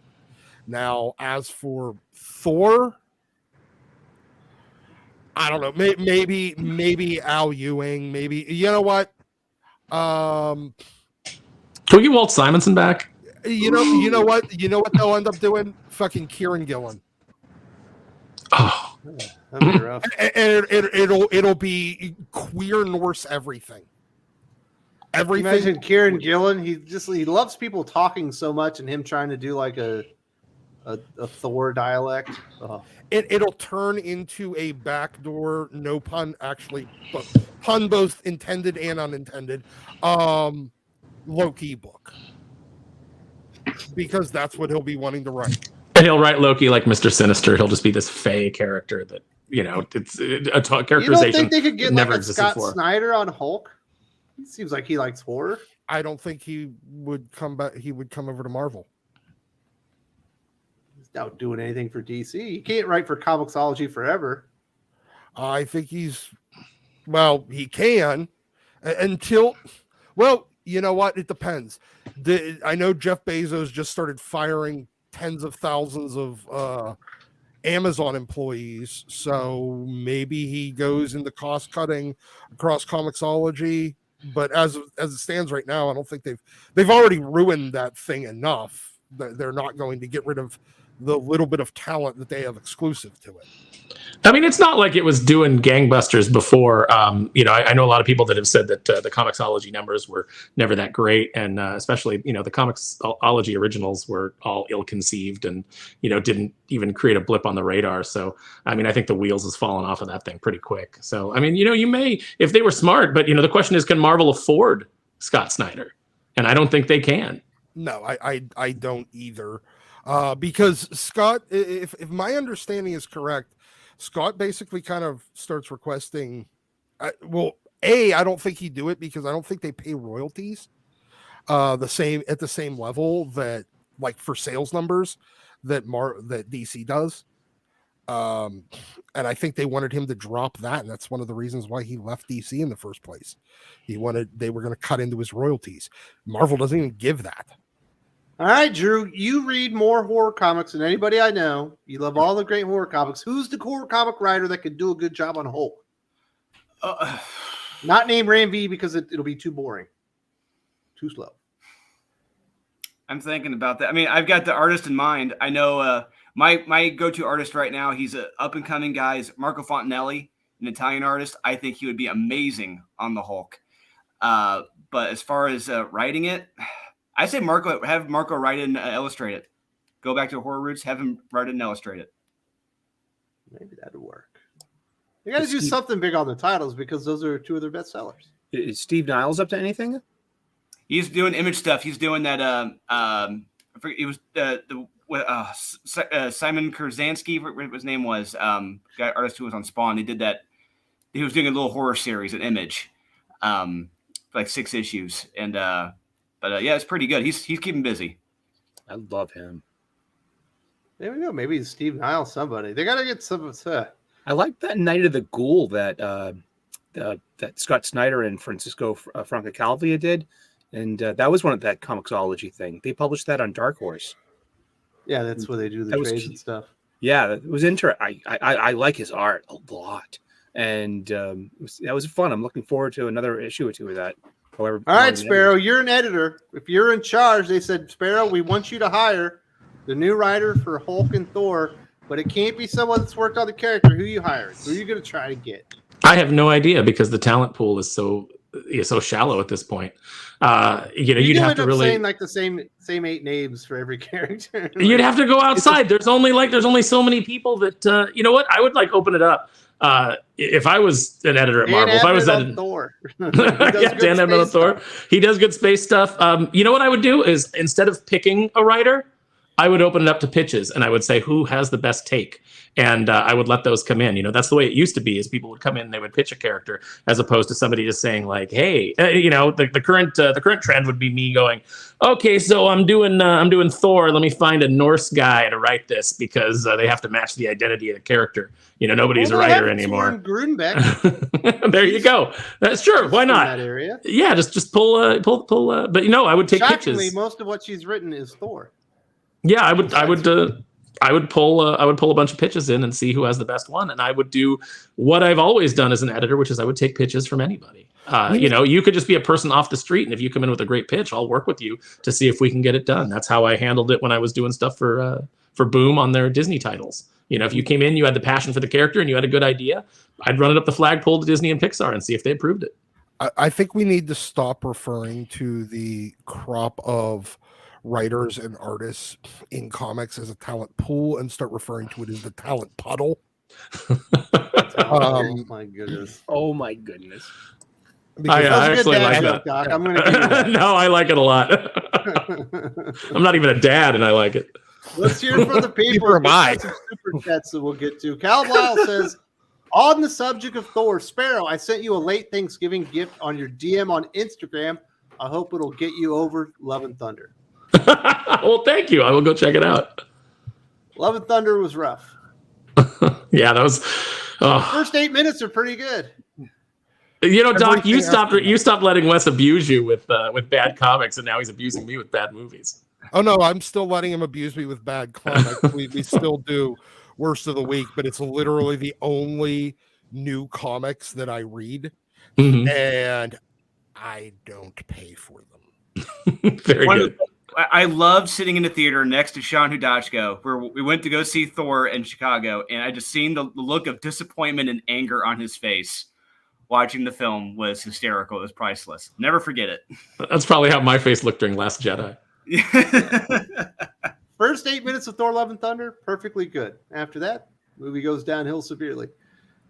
Blade Craver says, is there a double standard for bisexual male-female characters in comics, where a male, say Tim, cannot date a female again, but a female, say Black Cat or Harley Quinn, at some point could date a male? I would say right now Yes. that's no. Harley Quinn is not going to be allowed to date a male character for the foreseeable future. Black Cat, maybe, because, you know, her bisexuality has always been kind of something that's more mentioned than shown. And you know, you always, and with Peter being single, you know, him not being married to Mary Jane, you know, there's always that chance of pulling her back into that, Well, he just that made out relationship. with her They've for the last few months. they've never shown a steady girlfriend for Black Cat. It basically, until they introduce a regular same-sex romantic partner to any of these quote-unquote bisexual characters, they actually stay bisexual. But the minute they've added that, they will never date the opposite gender again. Right. What about John Constantine? Never. Never see him with anybody. He's you always never just see doing him with spells. anyone. Smoking. Well, because Like new stuff. Constantine's an asshole. He can't maintain a relationship. He's just he's just a himbo. That's a good one. Spare your audio with there for a minute. Okay. It's called bi erasure. It's a word I learned rather recently. Basically, they can't actually portray them as being bisexual. Once, as Doc mentioned, they were actually with the same-sex partner. That's kind of it for the character.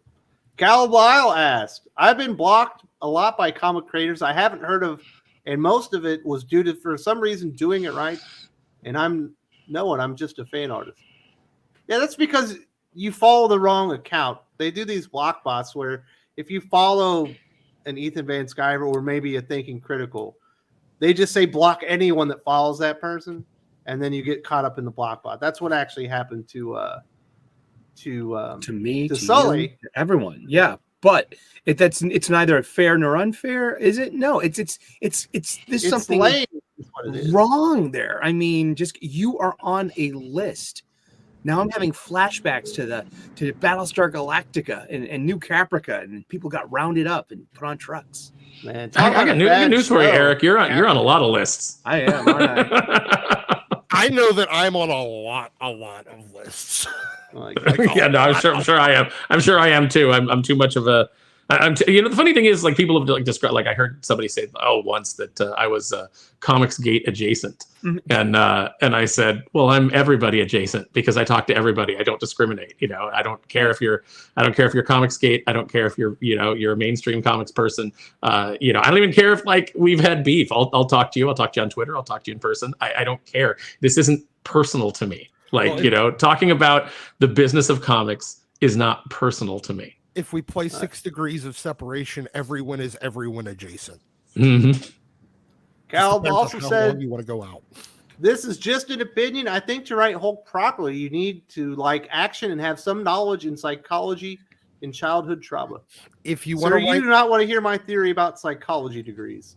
if you want to write Hulk these days, you must be dying of radiation poisoning. No, Wes and I could write Hulk if childhood trauma is the requirement. I don't really consider it trauma. I consider it a speed bump. You know what I Yeah, yeah, no, me too. It's just like, oh, that was interesting. But One day, none of Aaron you and I have- are. Go ahead. No. I was going to say none of you have been exposed to lethal doses of gamma rays, so you can't. You don't know that. You're still alive, motherfucker. One day, Aaron and I are going to do the Mother's Day special. We're going to tell stories about all this weird stuff our moms did. It's going to be amazing. How many broken wooden spoons do you have? 4. Exactly. A few of those. And a broken broomstick cracked over Couple my of head. broomsticks, yeah. Ryan Wilson says the sad thing about Cates leaving Thor is we don't get to see that Thanos story that's teased, and he was certainly been building coming. up to. It's coming. As far as I know, that is coming. That's the big event that Donnie is promising. I think he's going to get the help he needs, and he's going to finish that big epic story, which we're probably going to get next year. And it'll be all the rest of the buildup will just be forgotten about, and they'll just preempt it and just shove it in like a premature fucking ejaculation. Wow. Way to work that one in. What a barrage of visual imagery. Old Man David says, I like Scotty Young and Jorge Corona for Hulk. As long as Scotty's not drawing it. Well, Jorge Corona obviously would be the artist, but yeah. No, flip that. Jorge Corona's a great artist. Can he do horror though? I mean, let's give him a shot. Give him a shot. He's a great artist. There's no doubt about that. Honestly, move John Romita Jr. back over there. Better on that than Spider-Man. No, but move him back over to Hulk. His run with Bruce Jones was really good for that horror style, that real dark and gritty style. It worked very well as long as he has the right colorist with him. And if he can get Klaus Janson to ink him again. But Scotty Young is definitely pretty hot right now. I mean, I really like his Strange Academy. Middle West was absolutely phenomenal. So he's like Hansel. He's so hot right now. Absolutely. Goblin Sense says, heard from Newsarama about DC's new event called Night Terrors ties in with Batman and Sandman. Batman and Spider are just a cash cow events. They're like drugs. Batman and Sandman event. That's kind of strange. Interesting mix. I want to know who's writing it. Like that could be interesting. That could be good if it's got a good writer. But if it's got someone from the talent puddle, then we're in trouble. Sheridan. James Tynion is working in the Sandman universe. That's the only thing he does for DC right now. Obviously, he's got some history with Batman. That's a speculation there, so maybe that could work. Tynion's decent, but he's dull. It just takes a long time for him to tell a story, and I kind of start to lose interest. Do you think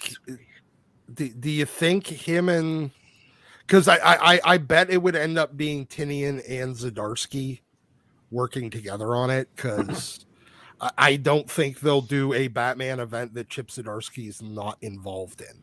That would be strange. Kind of a slap. That could work. I mean, I'd check it out.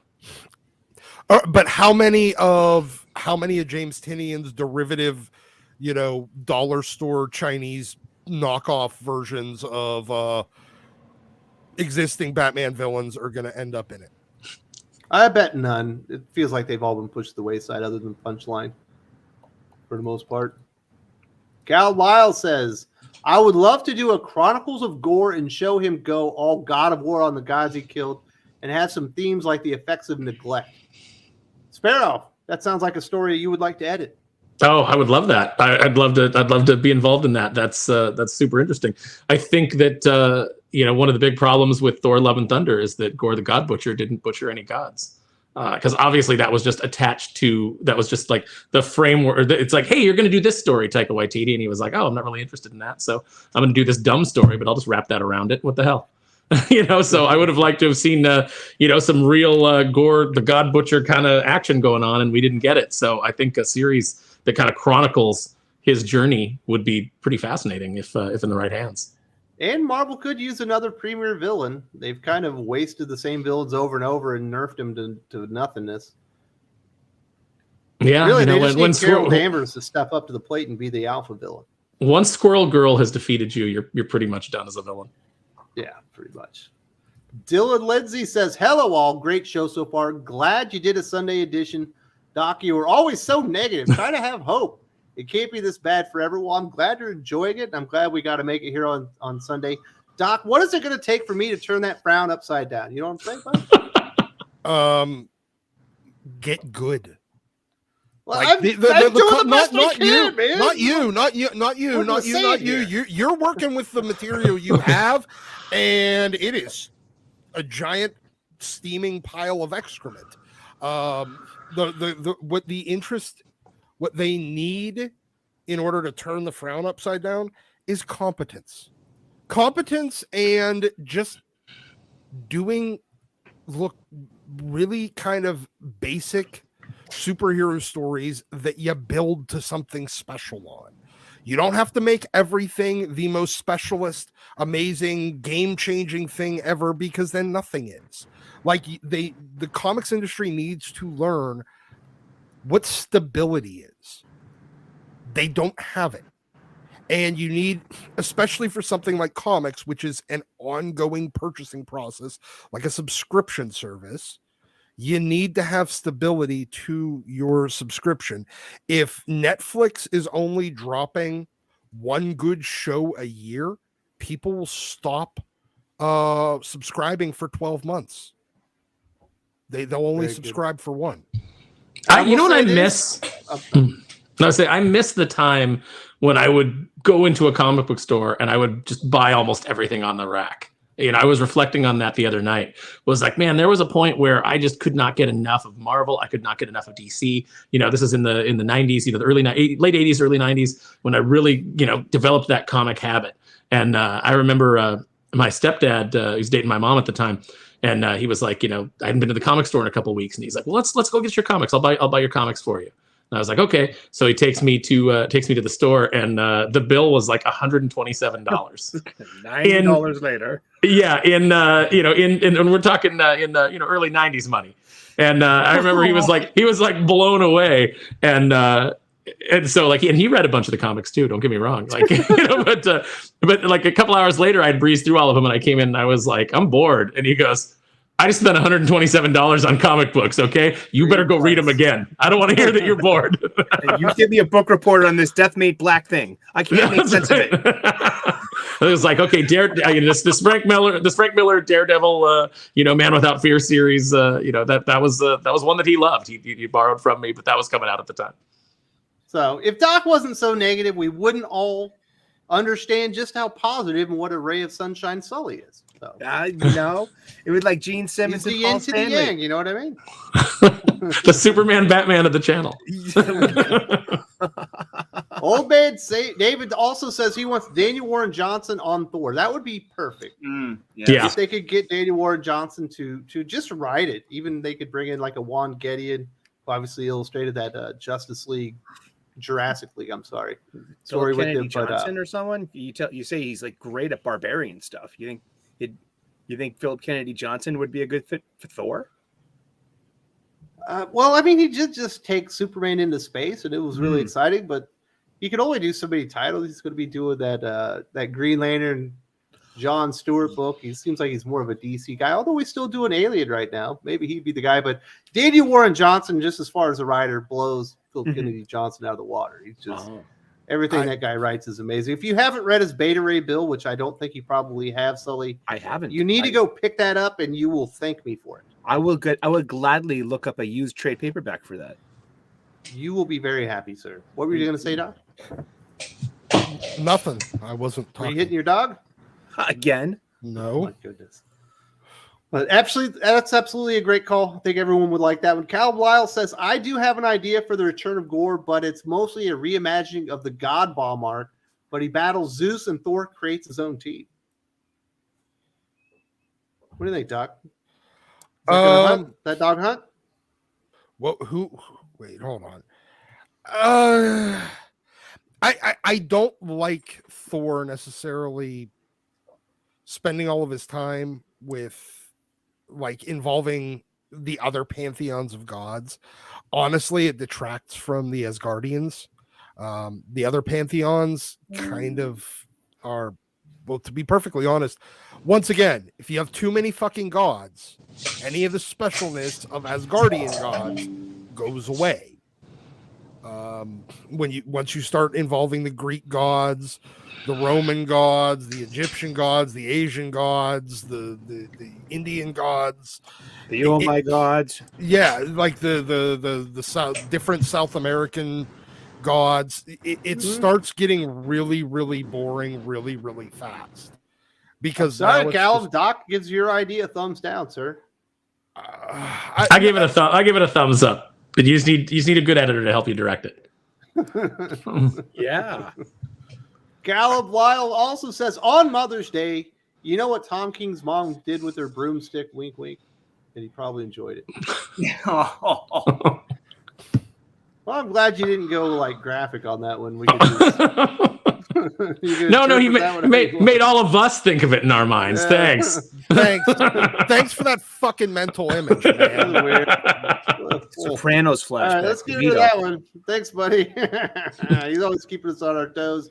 Let's talk. This might be the last topic. I think we got to talk about Bob Chapek is out at Disney. We have Bob Iger returning. Sparrow, you're a big Disney fan. Disney were losing a lot of money. They were having to make a lot of changes under Chapek's rule. They called him Chapek when he was in charge of the theme parks. It seems like it's one of his big issues right now. Obviously, the MCU's downturning. Star Wars is dead. Disney Plus subscriptions are up, but they're also losing billions of dollars every quarter with it. Are you surprised they went back to Bob Iger? I'm extremely surprised they went back to Bob Iger. I'm not surprised that they got rid of Chapek because his reign there was very unpopular.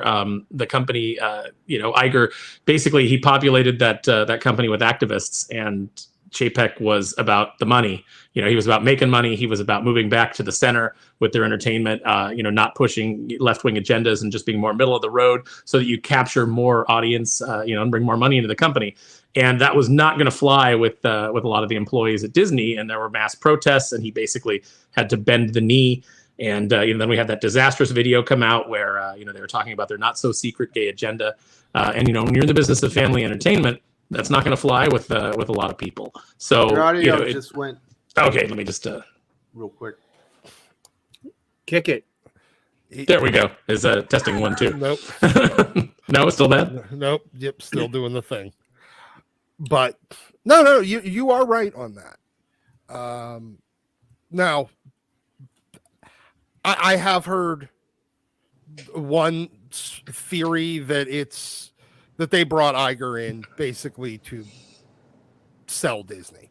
Now, to sell Disney to Apple. Yeah, whether or not there's any validity to that, I don't know. That's a pretty big acquisition. Yeah, but so was everything else. All the acquisitions at this point are big acquisitions. There are no more small. Eventually, there's just going to be one company that owns everything. And it'll be Apple or Google. It'll be one of the two, and that'll be the end of that. It's interesting to me. Like I definitely, I'm skeptical of the Iger coming in to sell the company to Apple rumor, but it certainly makes more sense to me than bringing Iger in to fix the problems with Disney, because what Chapek was dealing with were all things that Iger put in motion. So it's like, hey, the Titanic's sinking. Who do we get to fix the hole? Well, the captain that rammed it into the iceberg, he's the guy who actually created the hole. So let's get him to fix it. It doesn't really make a lot of sense. So, just obviously there was like some kind of weird Game of Thrones coup there. It happened on a Sunday night. And, just the next thing we knew, Iger was walking in and Chapek was walking out with, a box of his stuff in it. So, yeah, it's really bizarre. But, I think that Disney's hemorrhaging money. I think that the bleeding is a lot worse than we've been allowed to see, and that investors have been allowed to see. But I think it's hitting the point where they can't hide it anymore. So Bob was the sacrificial lamb. They'll be able to lay all these problems on his doorstep, with the investors and convince them that Iger is going to right the ship. But it's Iger that sent it on the wrong course to begin with. So who knows how this is going to work out? Chapek just got an extension on his contract. Can you imagine that golden parachute? It's going to be amazing. Oh yeah, he's not walking out of there broke. That's for sure. $50 million did not work. I'll take it. I mean, but guys like that, guys that operate at that level, when you think about your Bob Chapek's like a Vince McMahon, those guys that work at that level and that their life is about their work and it's about controlling this thing and being in command of things, and then all of a sudden you're unemployed. Even with all that money, like what's he going to do? Is he just wandering around his mansion in a bathrobe, like not shaven, trying to fix a clock radio that isn't broken, like your dad? At the same time. That's what I'd do. I'll tell you what I'd do, man. I think if I had a $15 million golden parachute, I could make that happen. Yeah, he's gonna end up running some other big ass company somewhere. Somebody will end up hiring him for that, because that's all. At that point, they just play musical chairs, or he'll end up a regulator somewhere. He'll end up on a Ukrainian energy board. That's where everybody goes.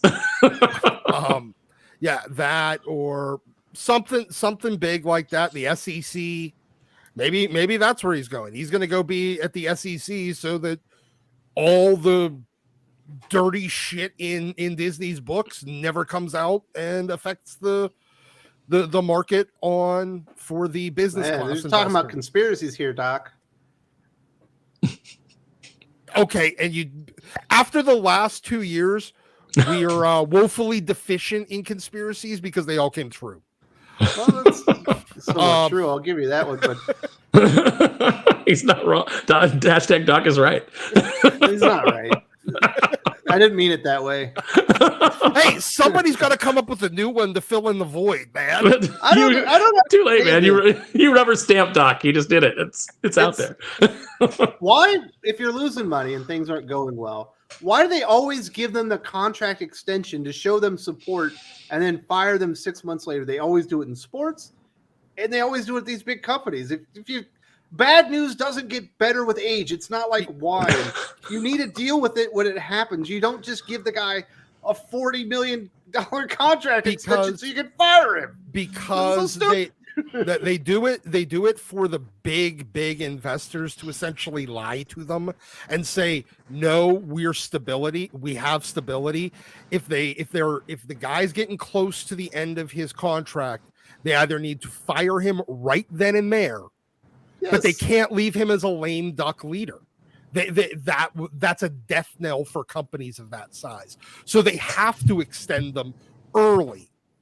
It's like the Colts, they just extended their coach 5 years when he had 2 years left on his contract, and then fired him 6 months later. You're gonna have to pay him $50 million. What changed in that 6 months? What was the catastrophic difference? You know what's madness to me is that these companies, with all of these publicly traded companies, have these investor calls, and they actively are allowed to hide their numbers and lie to their investors. That just really just boggles my mind that's allowed. Like, you can come out. It's not allowed. It's illegal. You go to prison for that. Well, I mean, they come out and they put this pretty paint on Disney Plus all the time, and then we find out it's losing billions and billions of dollars. And the subscription numbers are inflated because they're counting multiple. They make you buy a bundle, so you got Hulu, ESPN, and Disney Plus, and they count that 3 times as Disney Plus numbers. Yeah, they got in trouble with the SE. A cell phone plan, they give it to you, but people don't use it, and they call that a subscription. Mm-hmm. Yeah. It's like, and how is it generating? If people aren't paying for it, it's not generating revenue. So the streaming model is one that ultimately I think is unworkable. I'm not the first person to say that. In their numbers, like at their finances, they're like 80% debt, 20% cash. It is so upside down, it's not even funny. And they're the biggest. Gotten worse because of all the competition.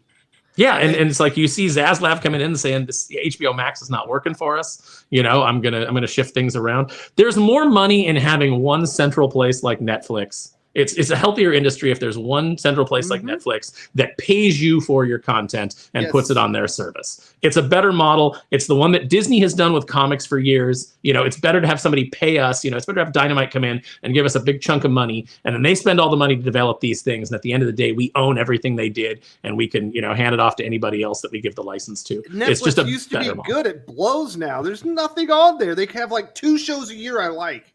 Yeah, everything's been stripped out. It's like it used to be. You could put on the Plus, and you look at their movies. You're like, oh, this is where all the stuff that was decent on Netflix went. Yeah, or like originals from Ryan Johnson. Get out of here. And I don't want to buy Paramount Plus to watch The Office. No, I used to just Peacock. love the Peacock. Yeah, I'm sorry. Yeah, Peacock has The Office. It's ridiculous. I'm not doing it. I'd rather buy the physical media, and I can just throw the DVDs in and watch it. But I'll stream it if it's available. But if you take it all away and you put it on some other paywall, I'm not doing it. I'm not paying for Peacock. I'm not paying for Paramount Plus. It was so much more efficient for Disney just to license out their movies and their shows that people would be interested in to Netflix, 2-3 years at a time. That's income with no money spent on products you already made. Yeah, and when you go and you look at the Disney Plus slate, it's not, there's nothing there to watch. Do I want to watch the Computer Wore Tennis Shoes? Not really. How often am I going to? Conan the Barbarian. They got the Sandlot. They got Star Wars. but it's like just look at all that and I'm like, I don't want to watch any of this right It was now. all on Netflix with all the other stuff that it used to be there. It was so great. You could watch Firefly, all that good stuff. Yeah. What you needed was two systems. You needed one, which was Netflix, which is everybody licenses their stuff to Netflix for them and gets the passive revenue that way. And then they needed the original model of Hulu, which was a bunch of different networks all coming together, building like kind of their own little streaming service, and all the current run stuff ends up on there. Like, if you skipped, if you don't watch TV, like if you don't have cable or anything like that, you just get caught up a couple of days later on Hulu. And you pay a small fee for that, or they do it through advertising. And that was fine. It was once they decided that everybody to consolidate, and they all thought that they could take that Netflix money and get all of Netflix's revenue instead of just the stuff that got licensed, that they licensed off of them. That's when it all went to hell. And that's whenever everybody started trying to buy up each other's portions of Hulu. And now it's just ABC Plus. Yeah, it's one of those things. It's like, okay. Oh, testing 1, 2. Okay, you're back. Okay. You don't think about the fact that it's like, hey, you know what? If we brought all of these things that we own under our own umbrella, we'd make all the money. But what you don't think about is the fact that you have to invest billions of dollars in infrastructure. And then you have to continually feed the beast. You have to have a reason for people to stay subscribed. So what you have to do is you have to be producing these shows. And they thought they were going to, we've got Marvel, we've got Star Wars. We're the juggernaut. But you've ruined Star Wars. And you're largely... Yeah, you're the juggernaut. You're largely on the a name that they rejected, so I still own it. You have to feed the beast continuously with new content, and that's expensive. And when the content you're producing is not good, people don't care. Or people keep telling me it's the best Disney Star Wars that has existed, which admittedly is a pretty low bar, but they're like, yeah, it's the best thing Disney's done with Star Wars. And I don't care. I haven't checked it out because you killed my love of Star Wars with what you've done with the franchise in just 10 years. A lifelong love just done. There's a reason why they're shoving Andor onto Hulu now, because they can't get anybody to watch it on Disney Plus. Yep, they put it on network television as well over Thanksgiving, hoping people will go and finish the series. And if you respected the fan base, and you respected the property, and you approached it, with people who love it and who want to enhance it, not recreate it in their own image, you would have done fine. We'd all still we'll take as much good Star Wars as we can get. We'll take as much good Marvel as we can get, or at least we used to. And now you've created the fans aren't even mad anymore. They're just indifferent. And that's the worst place for you to have. I don't even need good Star Wars. I like the Ewok movies. I just need real Star Wars. Wes has a Caravan of Courage for life tattoo. Yep, no, it doesn't. The entertainment industry is full on. They've forgotten that the opposite of love isn't hate; it's indifference. Because people that hate stuff, they still at least care about it, and it's like everybody learned the wrong goddamn lesson from Eric Bischoff's book. Yeah. They absolutely did. It once fans are indifferent, that's it. At least when they hate it, they're still passionate. But once they just don't care anymore, you've lost them and you've lost their dollars, and it's going to be much, much harder for you to ever get that back. And you can only get hate watches, hate reads, hate ticket sales, hate commentary, hate trending for so long before it turns to indifference. No, and then I'll go and I'll watch the critical drinker hate it for me. I don't need to endure it. I can watch somebody else. I can watch him or Nerdrotic or you or Wes or Clownfish TV. I'll go watch their content where they talk about how bad it was, and I don't have to experience it myself. I can just get the update. Don't go see Strange World. I'll tell you that. And then no, I actually warned a couple of family members away from that. They're like, "Oh, I think we're gonna take the kids to see this," and I'm like, "Do you know all the things that they're talking about with that movie? Just want to give you a heads up." And I told them everything that was going on, and then they were like, "Oh, maybe not." And you see it; it's tanking at the box office. It's going to be one of the worst Disney films of all time as far as its debut. The weirdest part is, obviously they're talking about the main character is gay or whatever. Disney made the movie. You could tell they had to rewrite it a bunch of times. They specifically made that portion of the movie to take it out. You can remove all portions of that from the movie, and it doesn't change a single thing. It has nothing to do with the plot, with the character, anything. Because you could tell they thought they could remove it and get it played in China or the Middle East and stuff. Yeah, they want to do this here in the United States, but they don't want to commit to it. They don't want to commit to the bit. So what they do is they do this really kind of like passive progressive thing where it's like, oh, in Star Wars, we've got our first gay kiss in the background, and it's 2 seconds and it can easily be removed for China. It's really strange that it's like, why are you doing this? If you know that it's not going to make money, and it's not going to make money in the United States, we keep proving that again and again and again.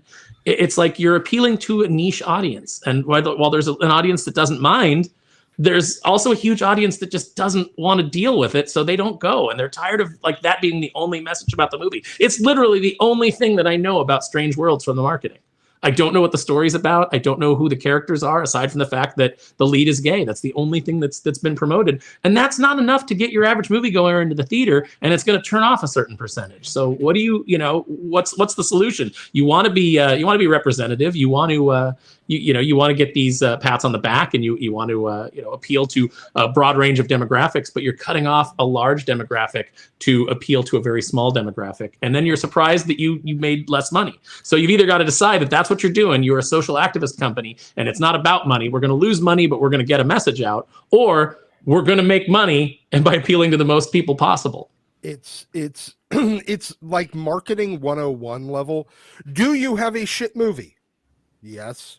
Okay, well, here's the 3 ways to sell it. Do you have a producer or writer or director or star that has ever been marketable? No. Okay, well, yes. Yes, we do. Okay, then from the studio that brought you, or the director that brought you, or the star of, that's how they market a shit product whenever you have somebody that's been profitable involved in it. If you don't have somebody that's been profitable in the past, or because you look at Marvel and Star Wars right now, they're hiring literally nobodies to be the stars and the writers and directors of these. Like, nobody here has any financial success in their entire history. Camilla Zong or whatever, not that's the lady from the Kickstarter. Who was the chick that directed Eternals? I don't know her name. Oh yeah, well, there you go. That's because she's never directed anything that made money. So they just go with, they tried some box office stars, but even they deprioritize them, not only in the previews but in the movie itself. So they just basically, and when you entirely run out of things, it's, well, we made it a diverse cast in the same way that most movies in the 80s were diverse, so let's just market it as queer and brown. And it's their last resort marketing. And that's what they did with this one, because they had a bad movie. Disney had a bad animation movie that they're just like, well, fuck it, we're already sunk this much money into it, we got to release it, and it's got to somehow try to make some of the money back. So it's last resort marketing tactics. I think you're really seeing the damage done by pushing Lasseter out the door, because all these movies that are coming out that are flopping, he could have come in and looked at it and found the story, and maybe course corrected to where it would have had that mass appeal. But or he would have just said, you know what, no, there's no story here. And he would have killed it. Don't make it. Yeah, exactly. You need somebody that's just going to look at that, and that's the reason why Pixar had and Disney Animation had decades long runs of nothing but success. It's the reason why Marvel and Star Wars, before they were Disney product, well, Marvel while it was a Disney product up through phase 3, and Star Wars up until Disney bought it, had a long and everything that they had done had been a financial success.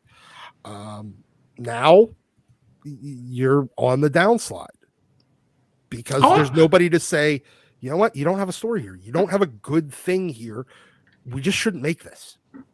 I want to thank Drew and Eric for coming to the Doc and Aaron show. You're welcome. Fucking observing here. Sorry. Let's start wrapping this bad boy up because I do have a lot of work to do. I did just get off vacation. I want to say thank you to everybody, but we do have a few super chats we'll hit quick. Kyle Mile, Doc, Roman and Greek gods are the same.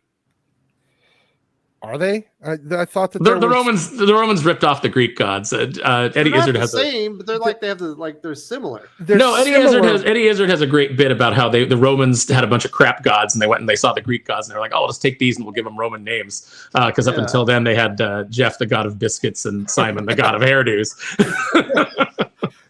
Yeah, I was gonna say. I mean, they're basically every culture's neighbors. It makes sense. Every culture's gods are about the same, just with different names. Yeah, they're not the same. There's definitely different. I mean, there's always gods of war, gods of death, gods of the harvest, gods of this and that, and everything else. You made your point, Doc. Let's move on. Doc says, like the smash button, people. Like the smash button. Everyone know that we had a good time here on the channel today. A special Sunday edition of the Comics Aficionados with special guest Aaron Sparrow. He's never available for these because he's selling action figures every Saturday. Yeah, Random McRanderson says Disney's sending R2-3PO to buy tampons. Next, please. Did that happen? I know Baymax. They did that with Baymax. I remember the cigarette ad. I do not like Jason Aaron as a writer, but in his Star Wars run, he's got an evil version of R2 and 3PO that are like homicidal. That are actually really great. They should put those in the movies. Those characters are fun, but hopefully not to get. Well, we'll get a Dr. Aphra movie or a Dr. Aphra Disney Plus show because we got to have that representation. Yeah, I'm not talking about her. I'm talking about the droids. Murder everybody. Carlos 8560. I saw Eternals last night and almost died of boredom. It's nice to finally watch or catch the stream. Been busy with my newborn. Great show, like always. Well, congratulations. I hope you and the newborn are having a great time. I was just out with the family. I don't have a newborn anymore. My son's 1 year old. Well, 1, 3, and 7. But it's always fun when they're little like that. So congratulations on that. And well, if the baby doesn't want to go to sleep, just put on the Turtles. Or one adult. Yeah. That's what you want as a depressed baby. Absolutely. And I'm glad you caught the show and really happy for you, brother. Oh my goodness, what's happening? Oh, we're on to the comic book recommendations. Let's do this. Aaron Sparrow, you are a comic book writer, editor. You've got a Kickstarter going right now. It's been successful. You recommended any comic books this week? I'm going to recommend the comic books that Merc is putting out. We got Born of Blood, which is getting great reviews. Drew sends me reviews all the time that he finds that people are loving the book. And that's the foundation of everything that we're doing. Everything that happens in the superhero current day all starts with Born of Blood. It's all interconnected.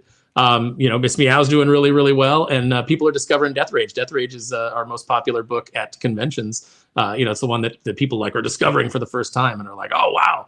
I think that we're building some fun stuff. We got the Miss Meow Kickstarter going on right now, so check that out for issue 5.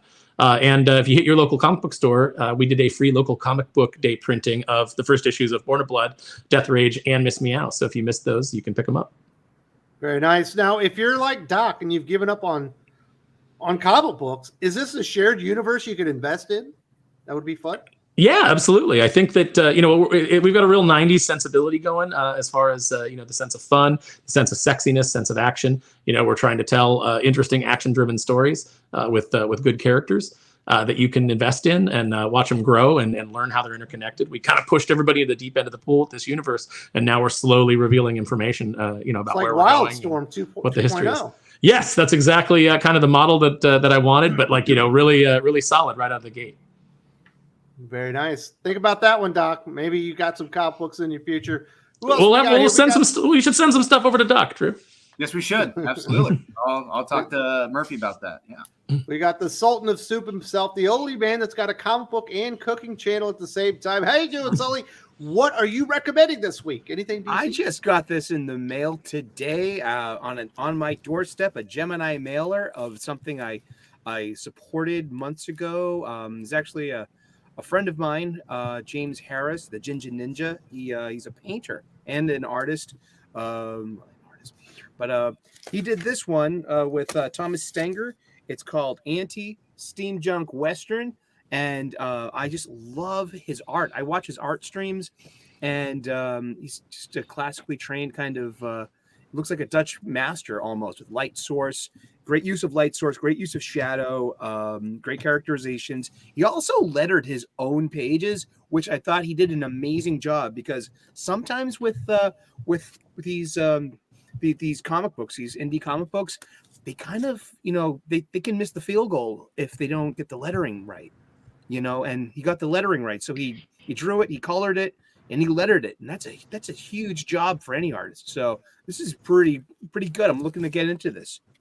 Very nice. Obviously, lettering is one of those things that if you get it right, people likely won't notice. But if you get it wrong, everyone will notice. Exactly. It's one of those things so cool. there. Yeah, I mean, he nailed it. Drew, you and I are going to talk about the best comic books of the week after this, in a few hours here on the channel. Do you have anything that you want to tease out there before we do that video? I'm just going to suggest that everyone please go check out our Merc titles right now, because Aaron coming on board, helping, doing what he can with Miss Meow and Death Rage, really amping them up from what the great ideas that they were to even better, amazing ideas now. They're great titles now. And please check out Born of Blood, guys. You guys will not be disappointed in any of these titles. And like Aaron said, it all begins with Born of Blood, the Merc Universe. And issue 3 comes out this week in stores, guys. And if you guys can, with David Quinn, he is the writer of Faust, Love of the Damned. He's got a Kickstarter up for his big Faust collection, first time ever. It just crossed like 85,000 in like 2 days, which is remarkable. And we did a good interview with him yesterday on the channel. There's a lot of great stuff out there, guys. Please. Go check out Wraith of God by Aaron Lopresti. He's doing his second book right now, Blood Hunters. That first book was simply amazing. That's really good. And I think that Fiendish #2 is also being crowdfunded. And Rennie is a female creator. She is a person of color, as they like to say. And she was attacked for daring to talk to the wrong people and to try and invest in her own financial success instead of continuing to take the vow of poverty that the mainstream comic industry seems to insist that you take. So check out Fiendish as well. Yeah, by Heather she's by Heather Antos. I couldn't believe that went after her. That was crazy. We've also got a super chat. Common Sense says from earlier about standalone stories, Moon Girl cartoon is not a part of the MCU. Well, I don't think any of the kids stuff really is. Like, there's a lot of Spider-Man stuff that's out right now. Obviously, it's not in the MCU. So thank you for clarifying that. And he wants to know, Mr. Sparrow, do you have writing advice for writing adaptations? I do. Wes and Mark Pellegrini and I, with Joe Corallo stepping in sometimes, we did a series on here on kind of our philosophies on writing and what we think it takes to put together a really solid comic book script. So you can watch those on Wes's channel. But I would say that just real quick, the main advice that I would give is to honor the property, figure out what it is about that property that people love, and then deliver more of that. Absolutely great advice. Thank you very much for supporting the channel. Doc, last but not least, are you recommending any comic books? Yes, nothing new, obviously, because I don't read new comics. But you know what? We talked a little bit earlier about how Superman needed a bigger role in the DC universe, especially how poorly he's been treated the last few years. And there's 2 different short little runs of Superman that I want to recommend. It was the World Without Superman miniseries that was it was a 3-parter across all 3 Superman titles. It was Action Comics 811, Adventures of Superman number 624, and Superman number 201. And it was a Majestic Superman crossover where Majestic ends up in the DCU, Superman ends up in Wildstorm, and it leads to a relaunch of the 4-issue Majestic Volume 1 miniseries. That it's not the Mr. Majestic, but Majestic number 1 through 4, Volume 1. Really, really good stuff. It was really fun. Dan Abnett, Carl Kerschel on the art for it. So I want to recommend that. But I also want to recommend Superman Godfall. This one was 6 issues back in the early mid-2000s. Michael Turner and I believe Jeff Loeb wrote it. Talent Caldwell did the art for it. Amazing stuff. Go find it. I know that it's available in a trade. If you can't find the individual issues, I don't remember which individual issues they are, but it was 2 issues of each of the Superman series that were going at the time. So Very Superman nice. Godfall. I like that. I'm a big fan of Superman. I like those recommendations. Obviously we're going to have the video later and we're going to talk about the best ones this week, but I did read The Dark Knight Returns again while I was on vacation. The best writer artist of all time, perhaps Frank Miller. Maybe his best story. I still say Batman Year One is better, but Dark Knight Returns is absolutely amazing. Not only do you get a great Batman comic, but you get some pretty interesting social commentary at the time. Frank Miller is excellent at that one. So if you haven't read it in a while, definitely go check that one out. There's a reason it's one of the best comic book stories of all times. I do want to say thank you very much to the entire panel. Aaron, thank you for joining us. We'll be back next week at the regular time. Thank you for all the well wishes. We had a great time on vacation, and hope everyone had a great Thanksgiving. See you next week. Thanks, guys.